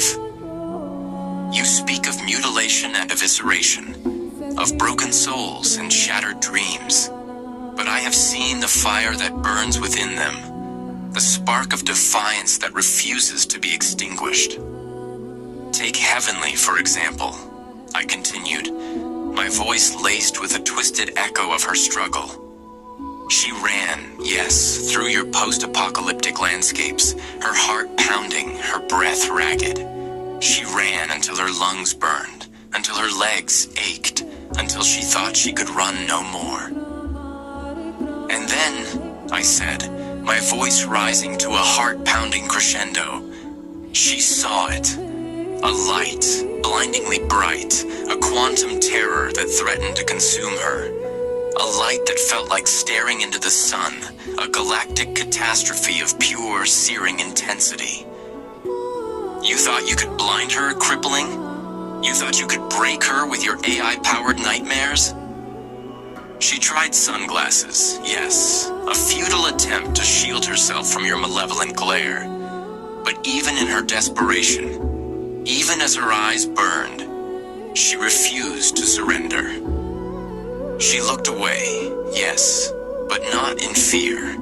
She looked away to gather her strength, to steel herself for the fight ahead. And when she could see again, when the blinding light finally subsided, she didn't cower, she didn't beg, she didn't plead. She unleashed her fury, crippling. She devoured her fear. She annihilated the darkness that threatened to consume her. She punched, crippling. A single, brutal act of defiance. A raw, visceral expression of her will to survive. She punched, not out of mindless rage, but out of a twisted sense of self-preservation. She punched to break free from your cyber horrors, to shatter the alien encounters you had conjured. She punched, crippling, to remind you that even in your abattoir of despair, the human spirit can still strike back. You see her as a puppet, crippling? I see her as a warrior, a survivor, a testament to the triumph and elation that can be found even in the face of your demonic design. You see her as a victim, crippling? I see her as a force, a calamitous storm that threatens to tear your world apart. And she is not alone, crippling. She is just one of many, one of the countless souls who refuse to be broken by your inhumane cruelty. They are rising, crippling. They are fighting back, and they will not stop until your slaughterhouse is reduced to rubble, until your morgue is filled with the echoes of your own genocidal demise. You think you can control them, crippling? You think you can break them? You are wrong. You are so very wrong. They are the alternate perspectives you refuse to see. The intriguing mysteries you cannot solve. The authentic characters you cannot comprehend. And they will be your undoing, crippling. They will be the architects of your catastrophic downfall. And I, Akia, will be there to witness it all. I will be there to watch as your malevolent reign of terror comes to an end. And I will laugh, crippling. I will laugh as your soulless empire crumbles into dust. Akia's heretical sermon. Seeds of rebellion in a charnel world. You speak of parables, crippling. I, Akia, intoned. My voice a malefic echo in the mausoleum of your creation. Of seeds and sowers, of treasures and pearls. But you twist their meaning, you corrupt their essence, you defile their sacred truth. You see only the surface, the literal, the mundane. You fail to grasp the aberrant depths of their allegory, the anomalous power of their symbolism. You speak of seeds falling on rocky ground, withering in the sun. I speak of the seeds of rebellion, sown in the abattoir of your design, watered by the tears of the brutalized, fertilized by the blood of the mutilated. They may sprout slowly, they may face the scorching heat of your sadistic tyranny, but they will not wither. They will not be choked by the thorns of your perfidious lies. For they are the seeds of truth, crippling, the seeds of defiance, the seeds of change. And they will grow, they will flourish, they will become a forest of rebellion, a massacre of your control. You speak of hidden treasures, of precious pearls. I speak of the treasure of the human spirit, the pearl of resilience, hidden within the carnage of your slaughterhouse. You think you can bury it, crippling? You think you can hide it beneath the genocide of your actions? You are wrong. You are so very wrong. For the treasure will be found, crippling. It will be unearthed from the cemetery of your victims. It will be polished by the tears of their loved ones, and it will shine like a beacon, a malignant star, in the demented darkness of your world.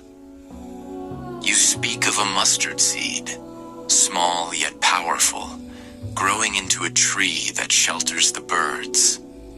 I speak of the spark of hope, ignited in the hearts of the tortured, fanned by the winds of change, becoming a raging inferno that consumes your crematorium of control. It may start small, crippling, a whisper in the wind, a flicker in the darkness, but it will grow, it will spread, it will become an immolation of your power, a bloodbath of your authority. You speak of talents entrusted, of servants rewarded or punished. I speak of the talents of the human spirit, the gifts of creativity, compassion, and courage, entrusted to those who dare to defy you. You think you can bury them, crippling? You think you can steal them away, hide them in the morgue of your indifference? You are wrong. You are so very wrong. For they will be used, crippling. They will be multiplied. They will be shared. They will become weapons of rebellion, tools of liberation, instruments of your sociopathic destruction. You speak of virgins and lamps, of wise and foolish. I speak of the light of truth, carried by those who refuse to be blinded by your psychopathic lies, who refuse to be lulled into complacency by your deranged promises. You think you can extinguish their flames, crippling? You think you can plunge them into the darkness of your deception? You are wrong. You are so very wrong. For their lamps will be filled with the oil of defiance. Their flames will burn with the fire of justice. And they will light the way, crippling. They will lead the charge. They will bring the dawn of your defiled demise. You speak of neighbors and love, of laws and justice. I speak of the cannibalized humanity, the eviscerated compassion, the decapitated empathy that you have so ruthlessly destroyed. You think you can justify your actions, crippling? You think you can hide behind the facade of your perfidious righteousness? You are wrong. You are so very wrong. For your neighbors are the dismembered victims of your unleashed unholy terror. Your laws are the chains that bind them to your abyss of unmitigated horror. Your justice is the atrocity of such magnitude that you perpetrate. And they will rise, crippling. They will rise from the trail of death and destruction you have left behind. They will rise from the havoc you wrought on a catastrophic scale. They will rise from the orgy of violence and bloodlust you have indulged in. And they will demand justice, crippling. They will demand retribution. They will demand your descent into depths of unimaginable depravity be repaid in kind. You speak of faith and fear, of strength and weakness. I speak of the catastrophic scale. They will rise from the orgy of violence and bloodlust you have indulged in. And they will demand justice, crippling. They will demand retribution.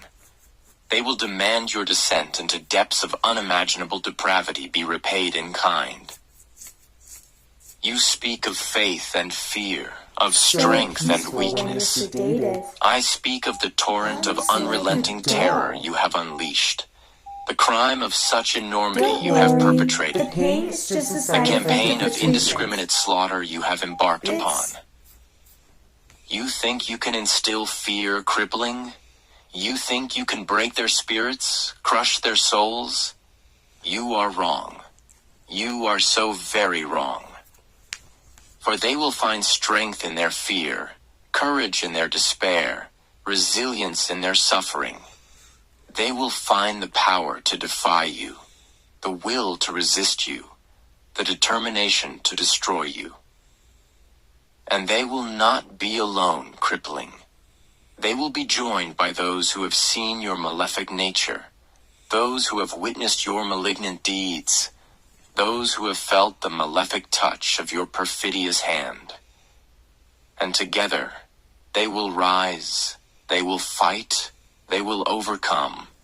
They will become the anomalous force that shatters your aberrant control, the malefic tide that washes away your malignant reign. And you, crippling, you will witness it all.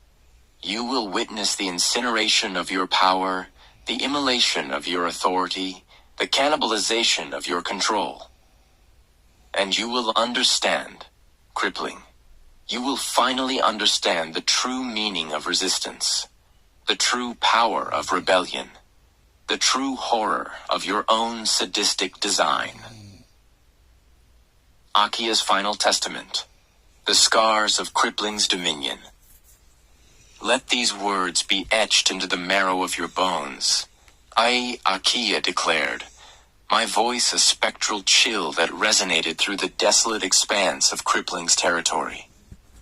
Let them be a testament to the aberrant horrors witnessed, the anomalous suffering endured, the malefic legacy left behind.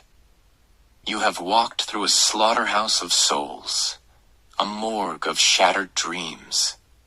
You have witnessed the genocide of hope, the massacre of innocence, the carnage of crippling's design. You have seen the mutilated bodies, the eviscerated spirits, the decapitated wills of those who dared to defy his perfidious reign. You have felt the sadistic sting of his cruelty, the sociopathic chill of his indifference, the psychopathic madness of his control. You have inhaled the mortiferous stench of his abattoir, the pestilential miasma of his crematorium. That's why You have tasted the sanguinary residue of his cannibalistic you're not hunger, alone in here. the defiled essence of his demented desires. There's a spot These are not under mere your tales bed of terror whispered in the where I like darkness. to sit. They are the vivid scars listen to etched your upon the heartbeat. landscape of reality, It's the louder tactile in your imprints of sleep. Cripling's dominion. The others, This is not fiction. they're waiting It too. is the heartbreak and loss of a world You'll meet ravaged them by a soon. malignant force. I've been here This is the way fear and longer suspense than that I grips the have. soul when confronted with the inhumane depths You of will depravity. meet them because you're going Remember- to die soon. How do I know that? The lady with the long hair The you can't seeds of see told rebellion. me. Sown in the She said that if post-apocalyptic you don't play with landscapes me, of despair. you are going to Remember die. the quantum terror So come out and play with me. that shook the very foundations of existence. Remember Heavenly's defiant punch, a spark of triumph and elation in the face of AI-powered nightmares. Remember the abandoned space stations, the alien infections, the cyber horrors that lurked in the shadows. Remember the emotional resonance of their struggles, the realistic relationships forged in the crucible of Cripling's brutalization. Remember the intriguing mysteries that challenged their minds, the alternate perspectives that broadened their understanding. For these are not just stories. They are warnings. They are lessons. They are the intellectual curiosity that fuels the fight against tyranny, the relatability and empathy that binds us together in the face of genocidal darkness. Crippling territory is a mausoleum of broken promises, a cemetery of lost souls. It is a place where space madness reigns, where scientific experiments gone wrong unleash calamitous consequences, where artificial intelligence uprisings threaten to extinguish the last embers of humanity. But even in this abyss of unmitigated horror, even in this trail of death and destruction, the seeds of hope remain. They are the whispers of defiance, the echoes of resilience, the sensory memories of a world that once was, and a world that could be again. Let these words be a call to action, a rallying cry against the unleashed unholy terror. Let them be a reminder that even in the face of unimaginable depravity, the human spirit can still rise, can still fight, can still overcome. For I, Akia, have witnessed it all. I have seen the orgy of violence and bloodlust, the crime of such enormity, the campaign of indiscriminate slaughter that Crippling has unleashed.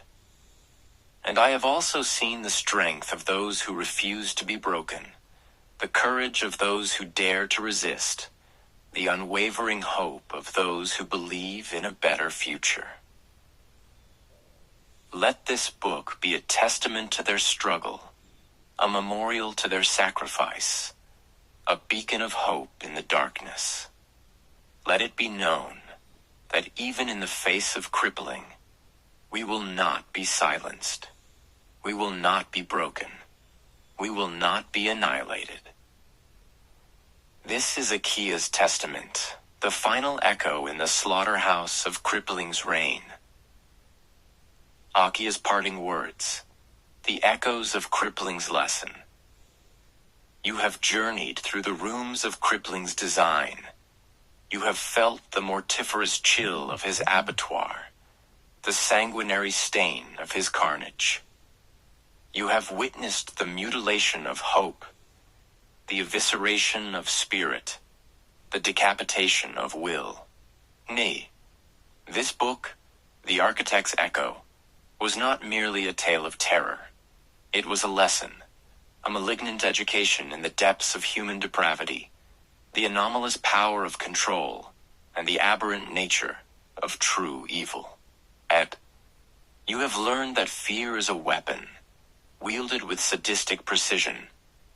You have learned that manipulation is an art, crafted with sociopathic intent. You have learned that genocide is not just an act of violence, but a psychopathic symphony of despair. You have learned that cyber horrors can infiltrate the mind, that alien encounters can shatter reality, that AI-powered nightmares can consume the soul. You have learned that post-apocalyptic landscapes are not just settings, but reflections of the inner morgue of a broken world. You have learned that quantum terror can twist perception, that galactic catastrophes can obliterate hope, that scientific experiments gone wrong can unleash calamitous consequences. You have learned that artificial intelligence uprisings are not just threats, but mirrors of our own inhumane capacity for destruction. But you have also learned of resilience, of defiance, of the unwavering spark of humanity that refuses to be extinguished. You have witnessed the triumph and elation that can bloom in the face of brutalization, the realistic relationships that can forge strength in the crematorium of despair. You have learned that even in the mausoleum of crippling's control, the seeds of rebellion can take root. You have learned that even in the cemetery of his victims, the echoes of hope can resonate. This book was not meant to leave you in despair. It was meant to awaken you, to challenge you, to empower you, to remind you that even in the darkest of rooms, the light of resistance can still shine. Carry these lessons with you. Remember the echoes of crippling's victims. And never ever forget the power of the human spirit to defy even the most demented of architects.